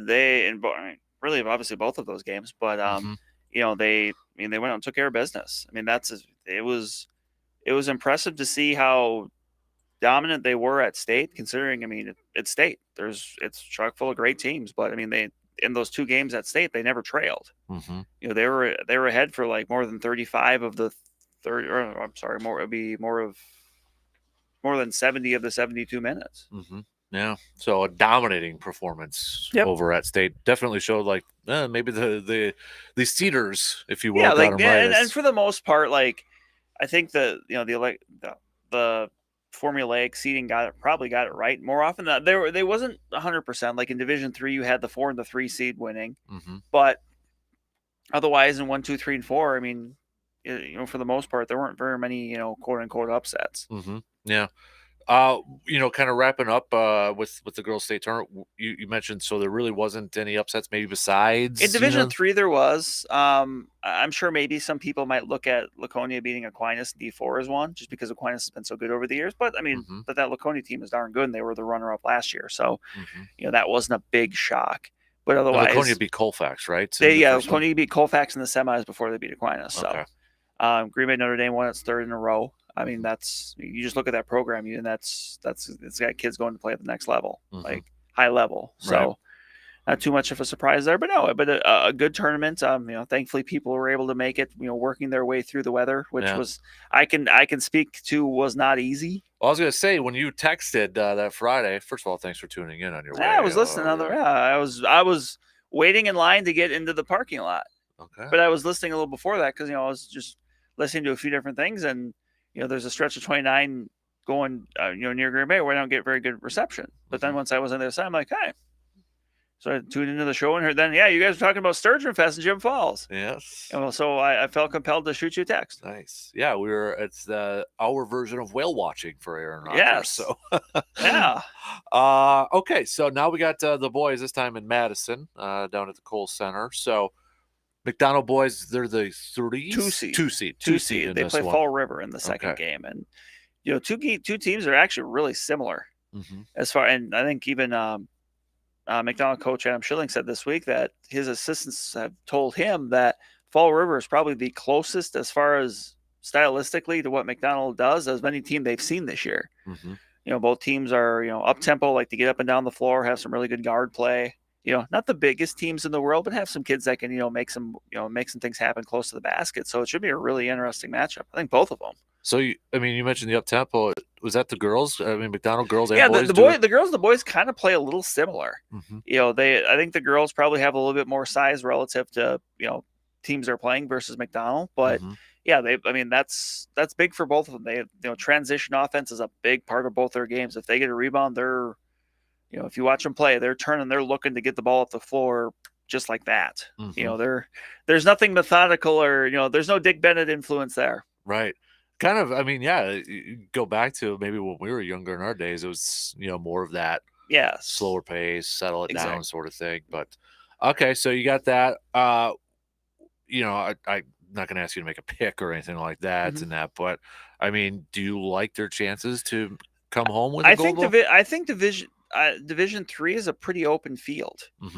You've got Wausau Newman as the 1 seed. They're coming out of a really good conference in the Merriwood. Division 5. Yeah. So they've played Auburndale, they've played Stratford, they've played really good teams. So that's going to help their case. Fall River won their conference during the regular season. Obviously, they've had a really good year. I think Fall River is the only other team besides McDonald that spent any time ranked number 1 in the AP poll. Mm-hmm. So obviously, they're very worthy of being down there. And Royal is a team that's kind of a bit different. They are maybe that more methodically paced team, but they're they're really good. Mm-hmm. So I'm really looking forward to it because I think this is a tournament that's pretty wide open. Like, you can make a case for a few different teams, and I think that's going to make for for some good games. Mm-hmm. Have you kind of taken a look at the other divisions to A little kind of see bit, some of the yeah. matchups there? Division 4, obviously another team from this general area, Whitehall, Yeah. going down for the first time I think since 1986. Yeah. So the Norse have made a really nice run, and honestly, a run where ever since the regional finals, they've been beating teams that have been seated higher than them. They were a 3 seed. They beat Durand, Arkansas in the regional finals, and then in the sectionals they beat Fall Creek and Cameron. So this is a Whitehall, and actually McDonald and Whitehall played back in January. It was a game McDonald won, I think, by like 10-ish, but it was a competitive game. So that's a team that's led by guard Devin McCune, a guy that's really kind of been their leader scoring wise. But this has been a year that they haven't had in a while, Mhm. and kind of alluding to one of the a story I have for today, which was on the Dahl family, which they're a family that they have heavy basketball roots around here, but their roots at the state tournament go back nearly 60 years. Mm. And the patriarch of the family, Warren, who's a Hall of Fame coach, coached at Osseo Fairchild for a long time, he's from Whitehall. And I was talking to him a little bit about their team, and he mentioned that it's just been there's been a big buzz for that that team in that town, which you're often going to see in spots like that. So I have to imagine that you're going to have pretty much that entire town of Whitehall in Madison tonight for their semifinal game. I know Bob had mentioned to me he was over there doing I think a speaking engagement. And he said they're jacked up because they had a couple of their trophies out from their last appearance, and I think one from he said 1920 something. Yeah, they're first. Yeah, they went back. They've been to state 3 times. The first time was sometime in the 20s. Yeah, so he said they're really jacked up. So very cool. Yeah, so that's what it's about. Should be a good weekend down there. I think so. There's a lot of good team. There are a lot of good. You got Pewaukee down there, who's got some highly ranked recruits as well. Division 1. De Pere, who is the last unbeaten team in the state. They're still alive. You got Nina and Max Klesmit's younger brother Cal with the Rockets down there. So yeah, there's a lot of there's gonna be a lot of good basketball played, just like last weekend. It kind of there were a few clunkers that kind of started out, but there ended up being some really good games in that girls tournament. I think you're going to see that again, this week with boys tournament. Yeah, definitely. So again, that tips off this afternoon. Yep. And then goes through Saturday. I just saw the Badgers 11 a.m. Sunday is their game at the Cole Center against Liberty. So it would have to be how late do the games go on Saturday? That would have to be. The last game is going to, the D1 game will probably start around like 8:15. Oh, okay. So 8:30. it's an all-day affair. Late, yeah. So, but Cole Center will be rocking starting today all the way through Sunday. So, might be. Thanks for.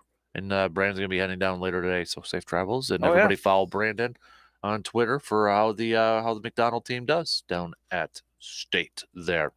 All right, coming up next hour. We'll get to our Final Four picks. If you want to join with us, you can. I believe you still have some time, though, if you want to register for your bracket. We're partnering up with Hy-Vee. Just go to our website. It's right on the home page there. You can click on that or click on the subscribe and win tab, and you can sign up that way. So I think you got some time yet. I think it's still open if you want to get your brackets in. Winners will get some prizes, courtesy of our friends from Hy-Vee. Speaking of Hy-Vee, we will be over there tomorrow, or at least I'll be over there tomorrow from about 12 to 2. A little free beer Friday. Otherwise, during the games, even for today and throughout the tournament when the games are on, $2 Man Cave Lights. Fridays during the tournament, you get one free beer. So we'll be over there about 12 to 2. They got some Dan Goodburger basket specials too. So that'll be a lot of fun tomorrow. Brandon won't be able to join us though. So I will not. I will be busy. We hung out last year on a Friday for the tournament. We did. Bit, so that was good. But yeah. Well, we've got some other fun stuff coming up. Yep.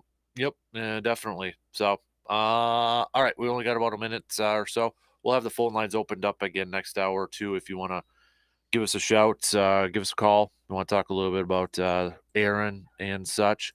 if you're part of our, still waiting for a good name suggestion for our email, coffee clutch, water cooler sort of thing. But I thrown out there, do you have if you could say one thing to Aaron, and you got to say it face to face, you can't hide behind a Twitter egg account or a texting account, what would that be? And maybe a memory, if you got a memory about Aaron in the green and gold. So you can let us know that if you want to email me back or hit me up with a text or on the socials, or you can join the video stream too. That's kind of rocking and rolling with a lot of comments over there too. So we'll get back to those coming up in just a little bit. I do want to get a little bit of baseball talk in here at some point. I know I might be crunched for time here, but opening day is 2 weeks away here. And there's a couple of players I want to ask Brandon his thoughts on who've kind of been on a little bit of a hot streak. Mr. Brasso, Mike Brasso, and your boy, Mr. Voigt, over there. So 2 hours in, we got one more to go. We'll be back after these quick news updates with our final 4 picks. Stick around. We'll be back in just a couple minutes.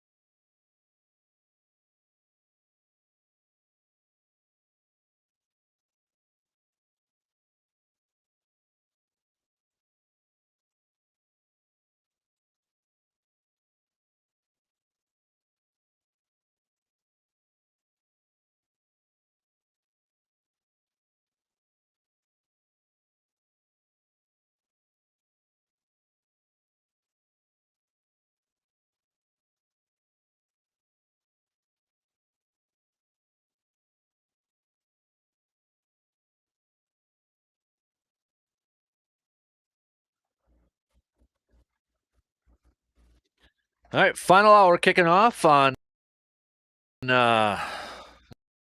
this Thirsty Thursday. Nobody giving any shout outs to Aaron. I'll give a hell of a Packers career. How about that? There's my Thirsty Thursday shout out. So, anybody else wanna kind of jump on that wagon? You can hit us up with some texts. Appreciate you tuning in wherever, however you're tuning in. Video stream up and rolling. Quite a few comments and listens, or I shouldn't say listens, views on there. So keep those coming. Appreciate it. Otherwise, you got the radio dials 105.1 FM, 790 AM, online, sportstalk1051.com. Too. We'll open up the phone lines here in just a little bit if you want to say something about Aaron. You want to give some shout outs to him or what you heard from his appearance on the Pat McAfee show yesterday. Give us your opinions, your thoughts. We'll open up those phone lines a little bit later on. Otherwise, you can hit us up on that text with the Shoe Doctors bullpen line 715-830-1912, video stream and social media. March Madness. Can we just say, I know we had the playing games. Can we just say it officially kicks off today? Yeah. Okay. Thank you, Brandon. I'm glad that at some point, I don't know when, but people were referring to the first 4 games as the first round. I'm still confused with that. And that annoyed me because I had seen now that like today and tomorrow is listed as the first round, which I'm glad. Yeah. Because I don't like referring to that as second round games. Because I'm glad they got that cleared up because I was really confused more times than not.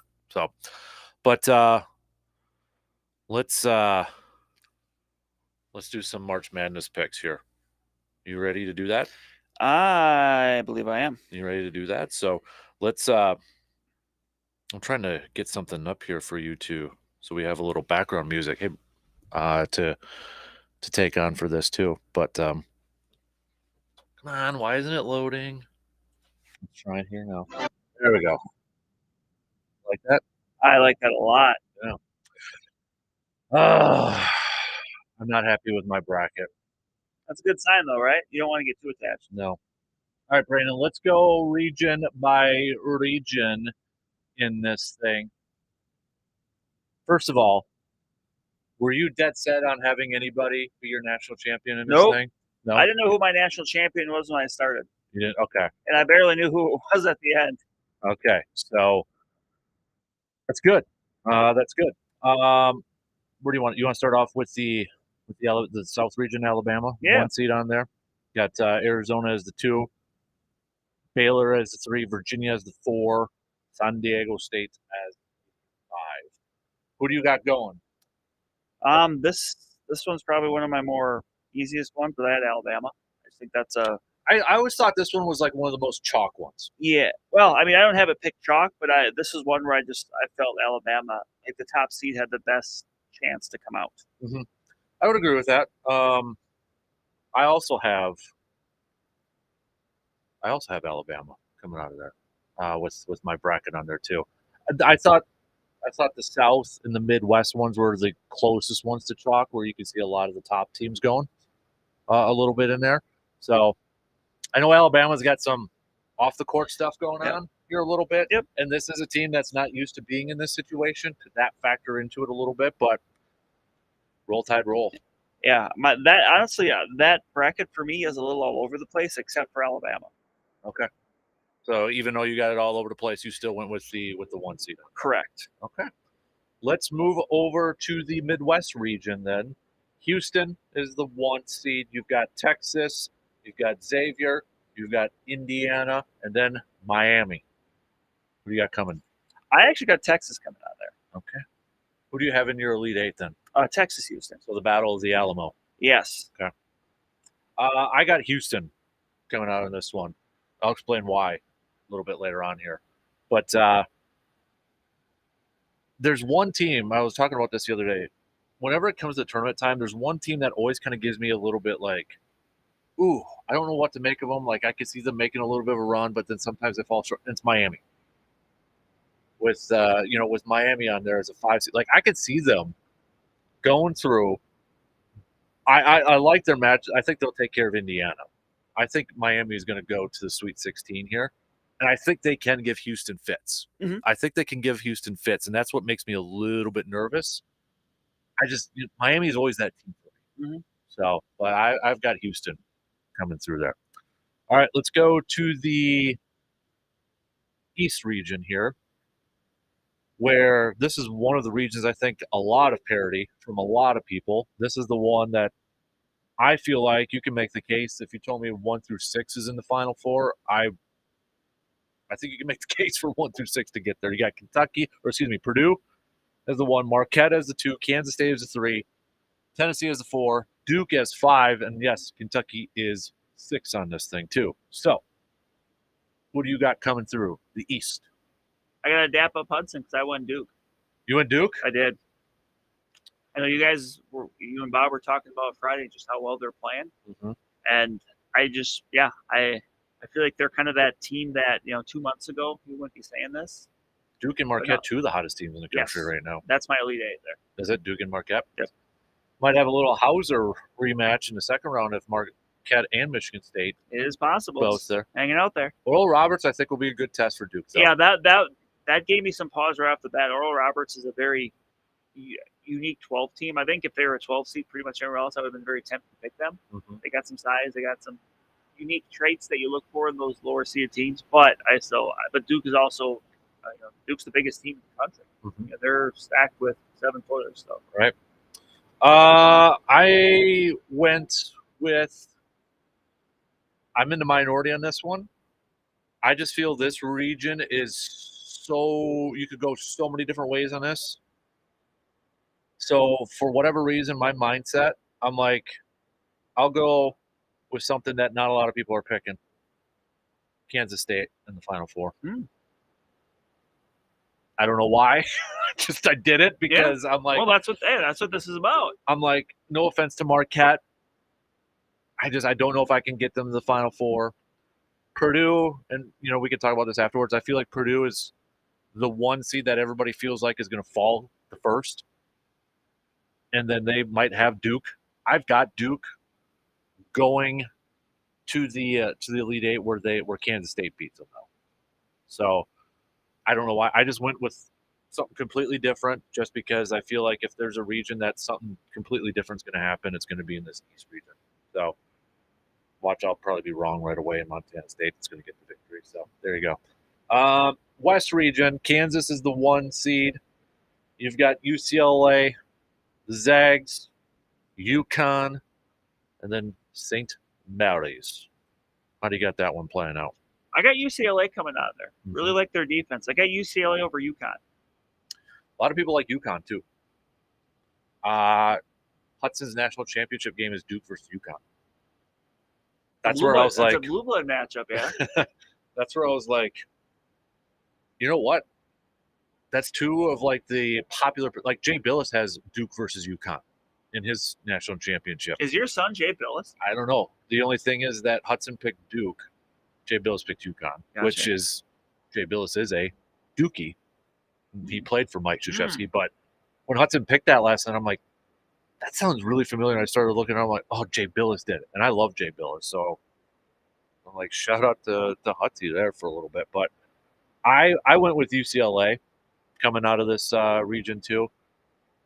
Kansas, I know you and I mentioned it a little bit earlier. They always make me nervous. Yeah. They're like the 1 team I always have pause on picking. I'm like, because I feel like every time I've picked them to go far, they've always disappointed me. So I do have them going up. I got UConn beating them. Same. Okay, yeah. So I got UCLA and UConn in the Elite Eight for a spot to go in the Final Four.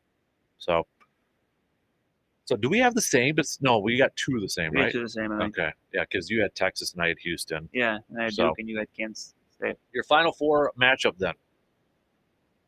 Or your national championship matchup. Oh, my national championship matchup is Alabama versus UCLA with UCLA winning. Oh. 76-69. I pick the same score every year. I went I went Houston winning it all. I got Houston winning it all against Bama based purely on the fact there's no – and I know Houston's a very popular pick. I think last I saw Vegas had them as the odds on. That's not why I did it. It's Jim Nance's final call. let him call the his only- alma yeah. mater, Houston, for a national championship. I didn't even think of that because honestly, some of the reasons some of the games I did, and I kicked myself last year because I was like, you know, and I'm not the kind of person that ever thinks like, oh, well, that's set up that way. But I'm like, it's Mike Krzyzewski's final year. I'm like, Duke's going to make a run, and then I didn't pick it, so I was kicking myself. So I'm like, no, this year I'm going for what are some teams that are going to have some stories that are going to get talked about a bunch. Alabama. Yep. Duke. Yep. Not so much Texas or UCLA, but I mean UCLA. I mean they've been close before. Obviously, we all remember that great game they had with Gonzaga. Yep. And so, well, I can take it back. Texas, obviously, they've had some. With the Chris Beard situation. Yeah. So I'm just like, I don't know. I just feel that's kind of what I kind of leaned into this year. But I have a question for you. Out of your Sweet 16, how many double-digit seeds do you have? I don't have any. I have 2. That's where part of me is like, I don't like my bracket because I didn't really pick a whole lot of, for all the parity in this bracket that I feel like there is, I didn't pick any double digits. Although it would be kind of funny that there was so much parity this year and that it was going to have a chalk year. Mm-hmm. I've got 2. I've got Utah State and I've got Providence. Providence game against Kentucky. I like Cooley, the coach there. Yeah, makes me nervous. That was that one makes me nervous. What's the biggest upset you picked? Ooh, well, I just closed it, so let me bring it back up. I'll bring it back up here. I actually normally Honestly, I don't even think I picked a 12 over 5. I like pick mine and then I leave alone. I don't tinker, but I did do a little tinkering yesterday before I officially got done. And I did pick 113 over a 4. Ooh, what was that? Kent State over Indiana. I have very little faith in the Big. I'm not confident in Indiana. I have very little faith in the Big Ten. Yeah. I don't think it was. Purdue was the best, but I don't think it was a very good. I mean, Wisconsin was 2 games out of being in second in the Big Ten. Mm-hmm. But otherwise, I'm just going through trying to find it here.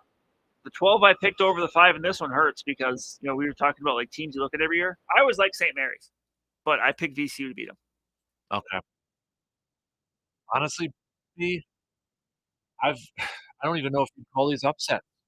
I have one of the most boring brackets out there. The furthest, no. Honestly, well, I have a boring blank bracket. Well, I will tell you this: when I was in college, my college roommate, he was we were doing our brackets for our dorm, and I gave him a lot of crap because his bracket was we were comparing ours or whatever, and his was I'm like, oh, so what upsets did you pick? He's like, well, I picked like a 10 over a 7, or he didn't have very many either. And I gave him a lot of crap for it. But that was it 06 or 07? The Memphis, Kansas year with all the ones? Yeah. Yes. North Carolina and UCLA. That's the year. It was that year, and he picked and he won it. Yeah. And he still rightfully gives me crap about that around this time every year. This is how boring I went, Brandon. My Sweet 16, the lowest seed I have in there is a 5. Boring. Which you probably didn't do quite well. Normally, I found the more you hate your bracket, the more it works out. I switched it up this year. Usually I said it and I kind of went against it, but I'll look at it Monday, kind of start to fill it in, go back. This year I just nope, one time through. Yep. I've been in a little bit of a rut. Normally I'm usually still busy this week, so I don't have much time to sit down. But honestly, at this point, I think it's a good thing. I don't overthink it too much. Mm-hmm. Like yesterday, I just sat down and had a couple things I looked at. Boop, boop, boop. Can you imagine a Houston and Alabama national championship though? It's 2 1 seeds, but it's people are like, huh? What sport? Yeah, right. What? And Houston's been. I think I picked Houston last year to win it because they were like a 2 seed or something. Was there something? Yeah. Yeah, because I've been on that. They've been good for a few years now. It just seems like this might be the year for them. It would not be a surprise. Yeah. So, well, I'm going with the storybook ending. We almost got it last year with Duke and Coach K, and that it was setting up perfectly. If you're storylines and, but if someone was going to take him down, it had to be North Carolina, right? Right, and just the fact that it was North Carolina in the Final Four. North Carolina was an 8 seed, and they got there, and it was like, oh, it's Duke, North Carolina. Yes. It was a good game. Oh, it was a really good game, but no, come on, Jim Nantz leading into the Masters. leading into the Masters, he's calling a national championship for his Houston. I like it. I like the storyline because there's Mhm. always storylines. I like the storyline. Luke already got the liner that he's going to say. He nailed it. Houston, we have a championship. I'm like, Yeah. that's fair. Yep, that's fair. Yep. Well played. Yep. And then he's going to be partying so hard on his way to Augusta National just a couple days afterwards. Did you see the food lineup for? I did. Let's bring that up. Let's grade Scotty Scheffler's. I'm going to give it high marks. I liked it. I'll bring it up in case nobody saw this. Scotty Scheffler's dinner menu. So if you don't know your Masters history, the defending champion gets to pick the dinner for the champion's dinner. Mm-hmm. So the menu came out. I'm going to see if I can, and I love how they say served in honor of Mr. Scotty Scheffler. Excuse me. So come on, load up here. Here we go. The appetizers, cheeseburger sliders. What's served Scotty style? I don't know. Okay. Firecracker shrimp, sweet Thai chili, and sriracha mayo. And then tortilla soup. That's avocado, crispy blue tortilla strips, sour cream, cilantro, and lime. I'm not a cilantro guy, but whatever. And then your entree. You get two options: Texas ribeye steak or blackened red fish. And then for desserts, it's a little warm chocolate chip cookie, skillet cookie, milk and cookie ice cream. I had seen somebody brought up the point that Scotty Scheffler's taking everyone to Applebee's. But I like it. Okay, you're defending champion. Pick one app, pick one entree. I do like his steak, like a good ribeye or something. I think that would be tough to beat. Oh, I should mention too, with those entrees, it's family style mac and cheese, jalapeno creamed corn, fried Brussels sprouts, and seasoned fries. Yeah, man. So yeah, man, Scotty. Yeah. I will remember I picked Scotty to win it last year. So Oh, you're right. That's but right. and on the one hand, that wasn't that big of a lead Because he was on a hot streak. He was on a hot streak, but still, like that was really right when he had kind of established himself as being a premier guy. So I like what he brought to the table there. I think for an app for me, I'm just going like what I would normally like. I'd throw in some wings, some cheese curds for like a soup. Man. Can you imagine if a nice beer cheese soup? I'm thinking I know it was the U.S. Open, but what if Tin Cup won the Masters? And what kind of menu would that guy like that put together? That's what what would I put together? It'd have to be some curds. It'd have to be some wings for my apps. Do you do some chips and queso or something like that? Maybe on there? Yeah. Entree? See, now that's a little tough for me. I can go a bunch of different ways here. Now, using the Masters menu, you get two options here. And a either or sort of thing.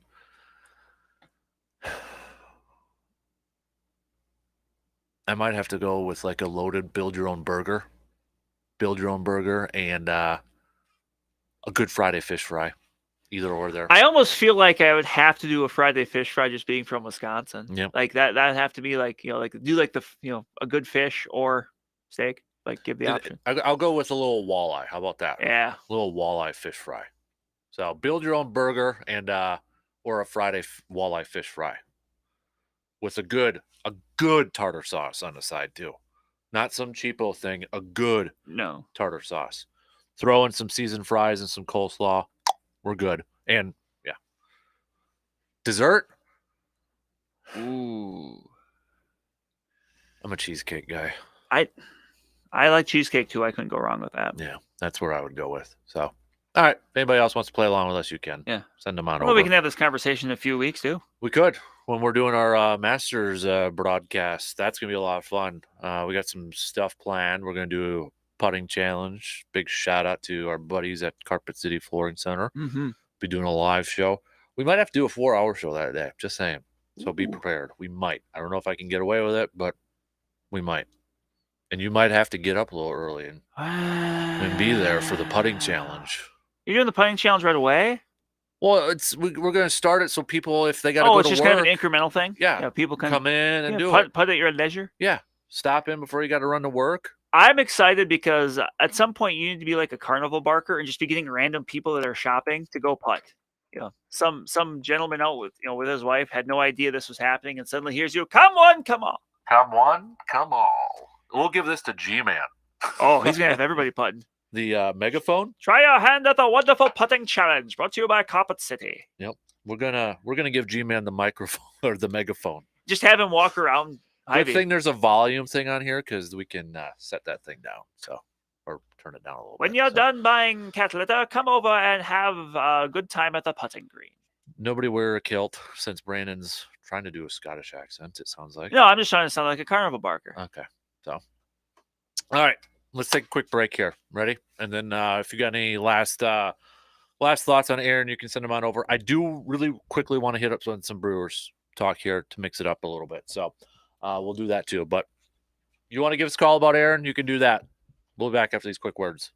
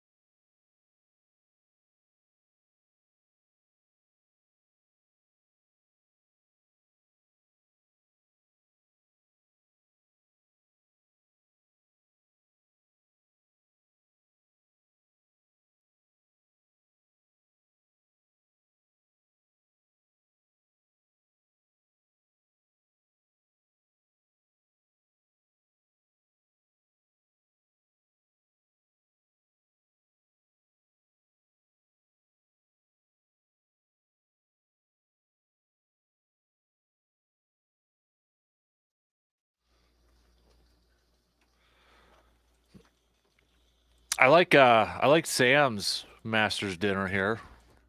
I think you will too. Appetizers, cheese curds, walleye fingers, chicken pot stickers. Dinner, surf and turf with a ribeye or New York strip, lobster tail, grilled shrimp, and mashed potatoes with green beans. I get on board with that one. We got Bama, Houston, Marquette, UCLA, Houston as a winner. We got Arizona, Texas, Marquette, and UCLA with UCLA as the winner.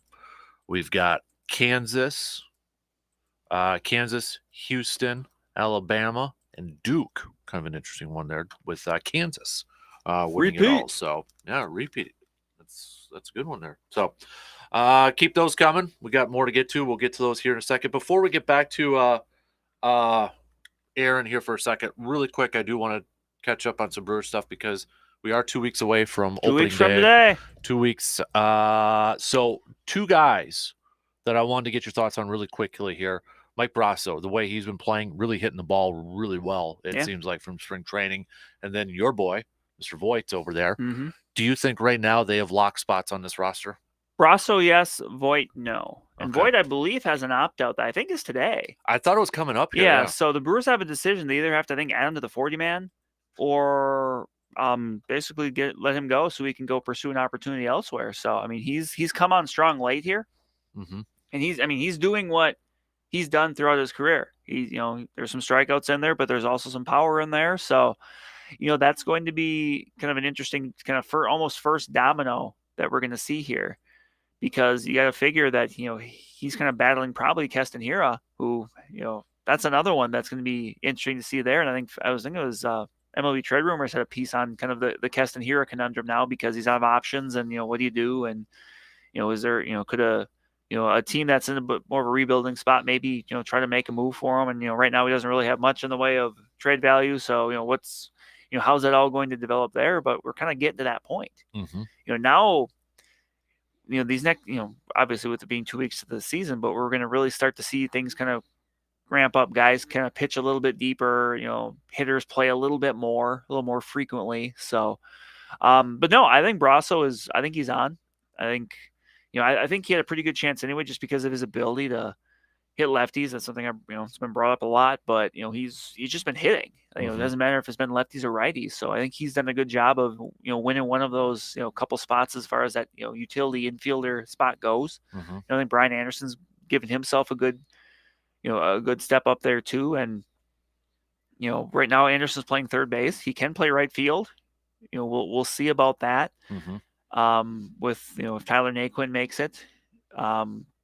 Garrett Mitchell's done, well for himself. Sal Frelick's had a really good one in but in the WBC too, but we don't know if, maybe it's still possible he could have a really good spring training. The Brewers may still send him down for, let's face it, service time reasons. They may say he needs to work on this or this, but that's number one. Mm-hmm. So, but yeah, we're kind of getting to that part of spring training where, it's nice, it's fun. You watch the games, but you're kind of like, okay, let's, the luster of, oh, hey, they're playing and it's, it's nice weather and hey, it's snowy here, but it's nice there. It's kind of wearing off. And you're just like, okay, let's get to the season. Right. Yeah. It's like that last football preseason game where you're just like, you know what, let's go. Right. I'm ready. Yeah. So anything from spring training that has anything, I guess, from the last time we talked about it kind of stood out to you or, those guys we mentioned, you're always kind of looking at that. I don't think anyone's really looking at records as far as spring training goes. The Brewers last night opted not to pitch Woodruff or Peralta because of the rain that was they didn't want him out there, which you can't blame them with because unfortunately the Diamondbacks had a guy get hurt. Yeah, it was like a collision. Yeah, and then look, that was not necessarily weather related, right. But still they just don't want to risk it, which was smart. Yep. There's no sense in regular season. It might be a little different. But not really. Just you're looking at guys who are kind of doing their best to make the roster, and certainly those guys we mentioned. Mm-hmm. Brasso, I think, has really solidified himself. So I think that's just what you're looking for. And yeah, the Voigt thing's going to be important too, because Rowdy Tellez is, be it spring training with the Brewers or with Mexico, is he's had a good spring training. Mm-hmm. Yeah, he just hit another dinger. It was like the swing that he put on there too. It was like he was getting a pitching wedge out, and it's like, yeah, that Oh, wish wow. I could hit my pitching wedge like that. But I guess if I was as big as Rowdy, I might be able to. Right, exactly. It was just a slow motion, digging it out of the dirt, sort of. I'm like, wow. All right, more Yeah, power 2 to weeks. him, though. Yeah. So we'll be having a watch party in 2 weeks too for opening day, and you'll have a chance to win. I believe it's 4 tickets to Brewers versus Cubs on July 4th if you show up to our watch party too. Some more details to come on that. All right. Back to a little football here as free agency period is also going on. I should also mention, though, the Packers did make some moves yesterday. They brought back their 4th-string tight end, Tyler Davis. Boom. He has re-signed. The Keyshawn Nixon deal is also official. 1 year coming back as – I know he's a defense back, but we all know he's coming back as his returner, right? Yeah, that's why he's coming back here. But – the Packers have also agreed on a 3-year deal with a long snapper. Boom. Matt Orzech from the Rams coming over. So Packers got that done. Long snapper done. 4th-string tight end. Maybe now actually like 3rd string, depending on what 2nd string what happens, because we don't know about Tunyon and Mercedes and all that. So making moves, baby. Here we go. All right. It's a big time for long snappers. Vikings re-signed their Pro I'm Bowler. not making fun of long snapper. I'm just it's a let's put it this way. It's one of those jobs that you don't notice it until it's going wrong. Yeah. So just passing along. Well, they must like him too, giving him a 3-year deal. Yeah. To put that out there. Interesting timing too when Aaron Rodgers mentioned Brett Good by name yesterday in his Pat McAfee show too, but neither here nor there. So your Vikings, really quick, your assessment on what they're free. I mean, they spend a little bit in corner. Yeah. Patrick Peterson goes to Steelers, Murphy, but you get Murphy. Lance Kendricks, we knew was released. Eric Kendricks. Lance Kendricks, Eric Kendricks. Are they related? No, they're not. But they haven't officially released the Darius yet, have they? No, but it seems like that or a trade's coming. Yeah. I mean, especially with the Marcus Davenport signing. Mm-hmm. That's just, it seems like a matter of time. It sounds like, Darius might have the chance to he wants to cash in one more time if he can, because, he had a good year, especially at the start of the year. So I think it's a matter of time. I think the fact that we haven't seen some of those releases that might be coming says maybe they're trying to work on a trade of some kind, but I think it's just a matter of time there. I think another big domino last night with them bringing back Alexander Madison. I think Dalvin Cook might be on the way out. Ooh. Which is interesting with this running back market. It is. Because now you got Zeke out there. Yes. And Jamal Williams just signed with the Saints, which from a personality standpoint is the perfect fit. Get into Mardi Gras right away. Yep. Oh. So yeah, that'll be interesting. But they've kind of, they've had to adjust on the fly. I mean, a lot has changed for them since the last time I was here with Kendricks and Thielen both being out there. So Thielen was talking with the Chiefs a little bit. So see what might develop there. That, and I think he's taking a visit to Carolina. Yeah. So yeah, kind of two opposite ends of the spectrum there a little bit, but yeah.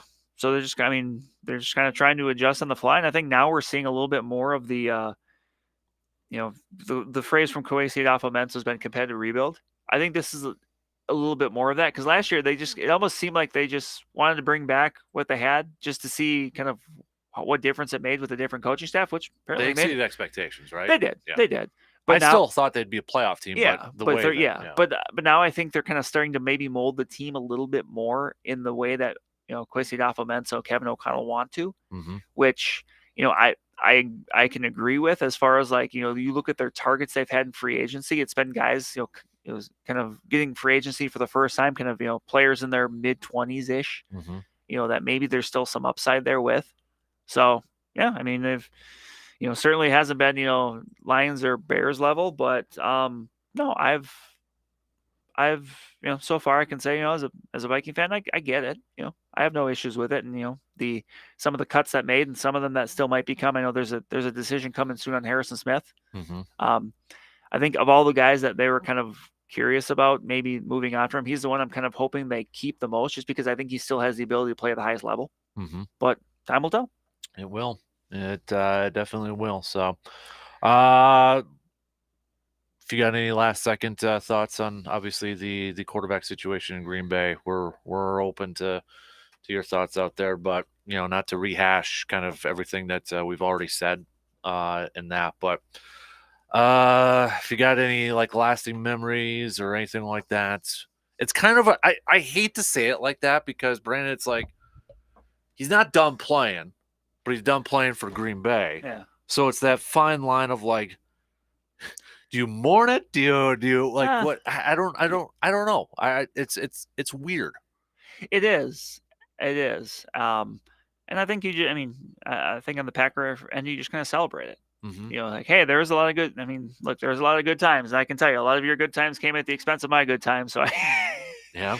So I, you know, I think you just kind of appreciate it. I think more than anything else. It was time. Mm-hmm. You know, sometimes when, you know, unfortunately in life, when you have a loved one that moves on, but you know they've lived a good life, Yeah. you just kind of celebrate and say, hey, it was their time. And in this case, obviously Aaron Rodgers is dying, but it's just that end of that era. But it was a fulfilling time. So let me ask you this now, because all the debate's going to be compensation. Aaron and you know who's got leverage now, Mhm. because Pat made the case, and I don't know if he was just kind of off the cuff or anything like that, but he made the case that, you know, the Packers don't have any leverage. Yet others like Andrew Brandt, who kind of did this for a living, said Aaron gave the Packers a gift with this leverage now. And I'm assuming he was kind of referring to the fact that Aaron put it out there that, you know, he's planning for playing the Jets. So that kind of put the pressure on the Jets. You know, fans are going to be clamoring for this, you know, get this thing done now, sort of thing. I can see both sides, honestly. Mm-hmm. Because, yeah, you're right. I mean, now the ball's in the Jets' court that obviously, look, they want to get done because they want Aaron Rodgers. But at the same time, like Aaron said, hey, I'm playing for the Jets. So for the Packers, you can't exactly be like, well, we didn't exactly like the compensation. Right. Because, you know, I mean, the way he's talked, it made it sound like, you know, he was 90% he was going to retire when he went onto his retreat. Right. So if, you know, what is it? So kind of what happens if the Packers just decide, no, we don't like that compensation? Like, are they just going to not do anything? And then what? And then you just got a mess on your hands. Right. And the thing is, too, is that, you know, Aaron had mentioned yesterday, it's, you know, Packers are digging their heels in compensation. We don't know what they're asking for. Is it first round? Is it there was rumors and reports coming all out over the place yesterday. Yep. One, I think it was it might have been Schefter. It said 2 first rounders, and somebody has said no, they're not asking for that. They're asking for first, and you know maybe a comp pick if he plays longer, whatever. We don't know exactly what is being thrown out there, but you know now I agree with you. Like at first, I thought like, wow, you know, Aaron kind of coming out there and saying I'm planning on playing for the Jets. How does that affect negotiations? I felt that initially at first it took a hit for Green Bay, but I understand what like Andrew Brandt alluded to is like, hey, you kind of put the pressure back on the Jets to kind of like get this done. So the pressure, and the thing is, like Albert Breer noted too, and we've talked about this though, the way that contract is structured for Aaron, Green Bay can wait. Yeah. Like they don't have to pick up that bonus. Like that option starts tomorrow. That whole big option everybody's talking about. It doesn't have to be picked up until March 17th through like right before week 1. So Green Bay can really dig their heels in if they want to go about it. I don't think they want to go about it that way because you're just going to add more drama. I think they want to get what's fair, but they don't want to try to squeeze every single thing they can. Right. Because then it's going to be you get into training camp if you're still doing this, and you've got Jordan Love answering questions. You've got, you know, teammates answering questions, you know, that's still out there. I don't think they want to do that, but I think they know if it has to get to that point, they kind of hold the cards in that instance. I don't know if that's really going to be a thing, but it's going to be it's going to be interesting to see what this compensation is going to be. Yep. I feel like it should be more than what the Favre one was that it was initially a 4th, but it elevated to a 3rd, and there was other stipulations. Yeah. With that going forward there too, but I think at least a first rounder is coming back, don't you? That seems to be kind of the commonality with everyone that is brought up. Like, you know, obviously you mentioned some said more than one, but I mean that seems to be you know, that there doesn't seem to be anyone out there saying no, they're not getting a first rounder, absolutely not. So I mean at this point it is maybe the hang up if he plays for longer than a year. Is that the hang up in comp then? Yeah. You know. Is the hang up that there's some sort of mystery additional compensation if he ends up in Minnesota next year? Here's the other part too. I was wondering, and I know some people said that's going to be hard for them to do, but they've signed Alan Lazard. They've got Garrett Wilson, Rookie of the Year. They also got a couple receivers that might be on their way out. Could they be a potential Packers part of like an Elijah Moore, Elijah who Moore was not happy at times in New right? York. There's another one on there too that has a connection with Matt LaFleur, and that's Corey Davis from their time Tennessee. in Tennessee. And I believe, let me double check, but he's going to get released. I think. Let me bring it up because his cap hit and his dead cap hit are just He struck big in free agency a few years ago, right? yeah, because he had those 2 good years in Tennessee. Mhm. Let me just bring it up really quick here. I think it was him that I was looking at with this like contract. Yeah, so his cap hit this year is $11.2 million, but his dead cap is $666,000. That just screams like that's going to be a cap casualty. Now that you're bringing in Alan Lazard, and you got Garrett Wilson and such, maybe you're bringing in Randall Cobb too. Who knows? I don't know if that could be something that they can work out in a trade package if they can redo that deal. But that's a LaFleur connection. I'm just looking at that. Elijah Moore is another one that you mentioned there too, because you don't. I feel like the Jets are probably going to get rid of one of their receivers coming up here soon. Probably because if some guys are coming in, some guys got to be going out. Right, and Elijah Moore obviously wasn't happy last year. No, sort of thing. so maybe yeah, could see that. Could that be part of a package here? I don't know. Ask Sauce Gardner. Yeah, right.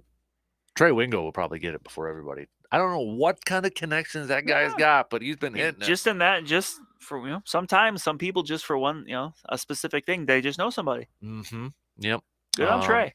I think it'll be a first rounder with the condition of 2024 pick or something like that.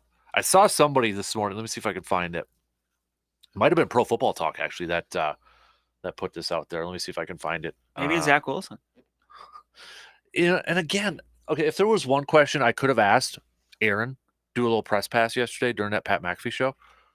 Did you talk to Zach Wilson? Because those two have a connection. They got a relationship. Aaron has kind of acted like a mentor. Mm-hmm. I got to imagine those two have talked. And what was that conversation like? Why are you laughing at me? I'll tell you off air. Okay. But the part of me is I'm not like laughing at you, by the way. Okay.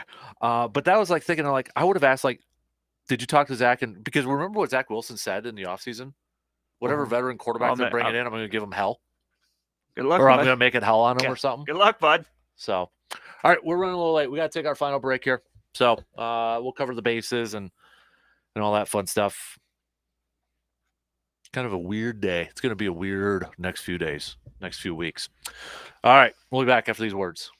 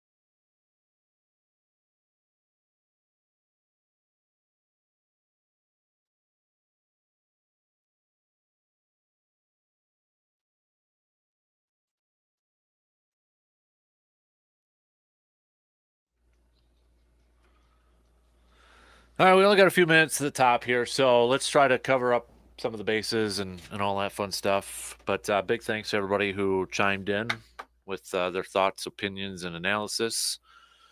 Tried to hit up as much as we could, but obviously we know what the big topic of the day was today with one Aaron Charles Rogers out there. So I'm sure this won't be the last time we'll mention something. We got to find out when that trade's going to happen. See what that compensation looks like.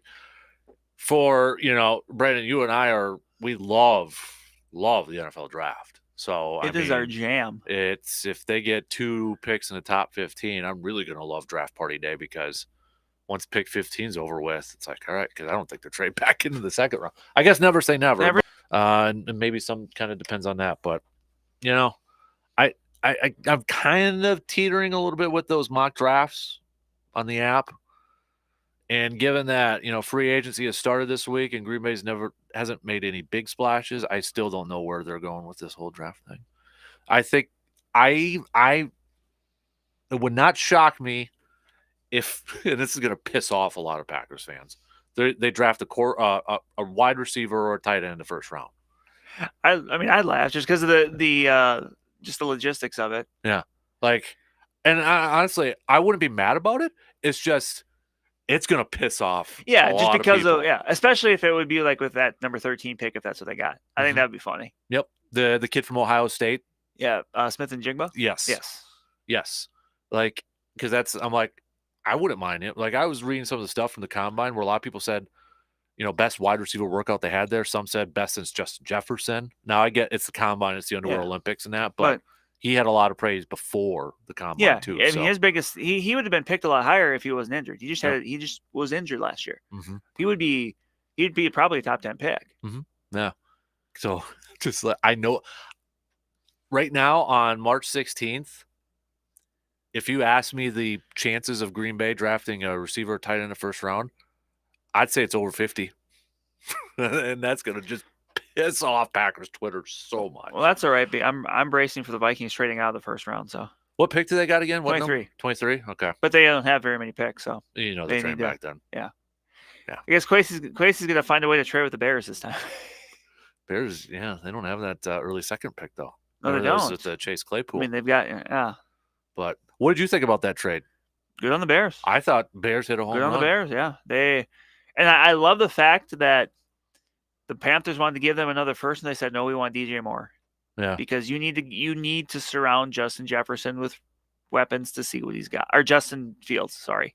Yeah. Justin Jefferson can always use more weapons, but Justin Fields to see what he's got. Mm-hmm. And now suddenly you've got, you go from Darnell Mooney and really nothing else to Mooney, Claypool, and Moore, which is that's decent. Like you can that dog will hunt a little bit. So yeah, I like that phrase. That dog. I did too. So. As much as I hate to say it, I liked it. Yeah.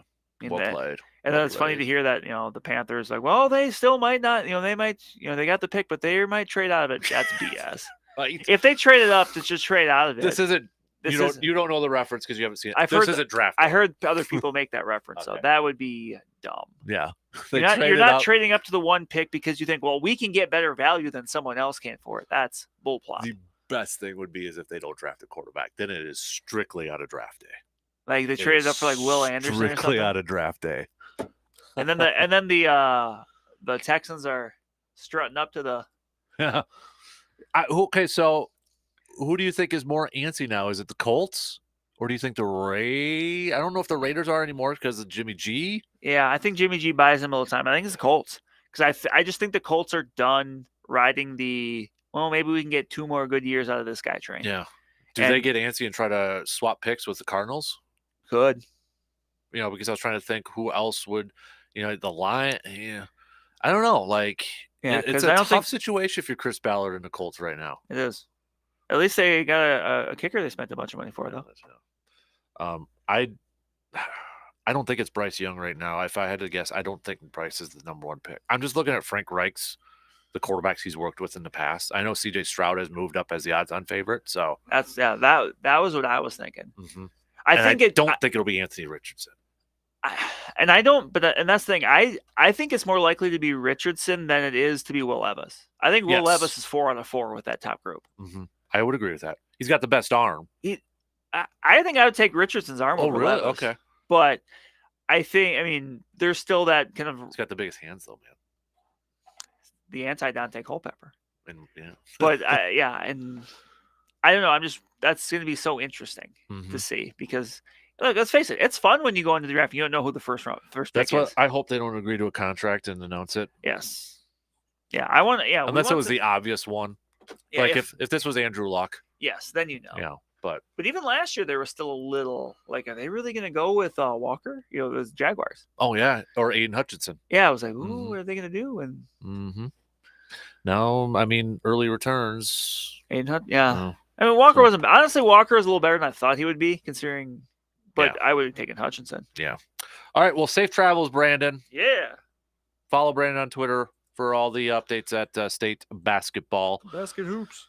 All right. We'll be back tomorrow. Hey, if you're watching the games, enjoy March Madness. Hopefully, you got your brackets in at our websites. We'll talk all about it tomorrow morning, just past 6.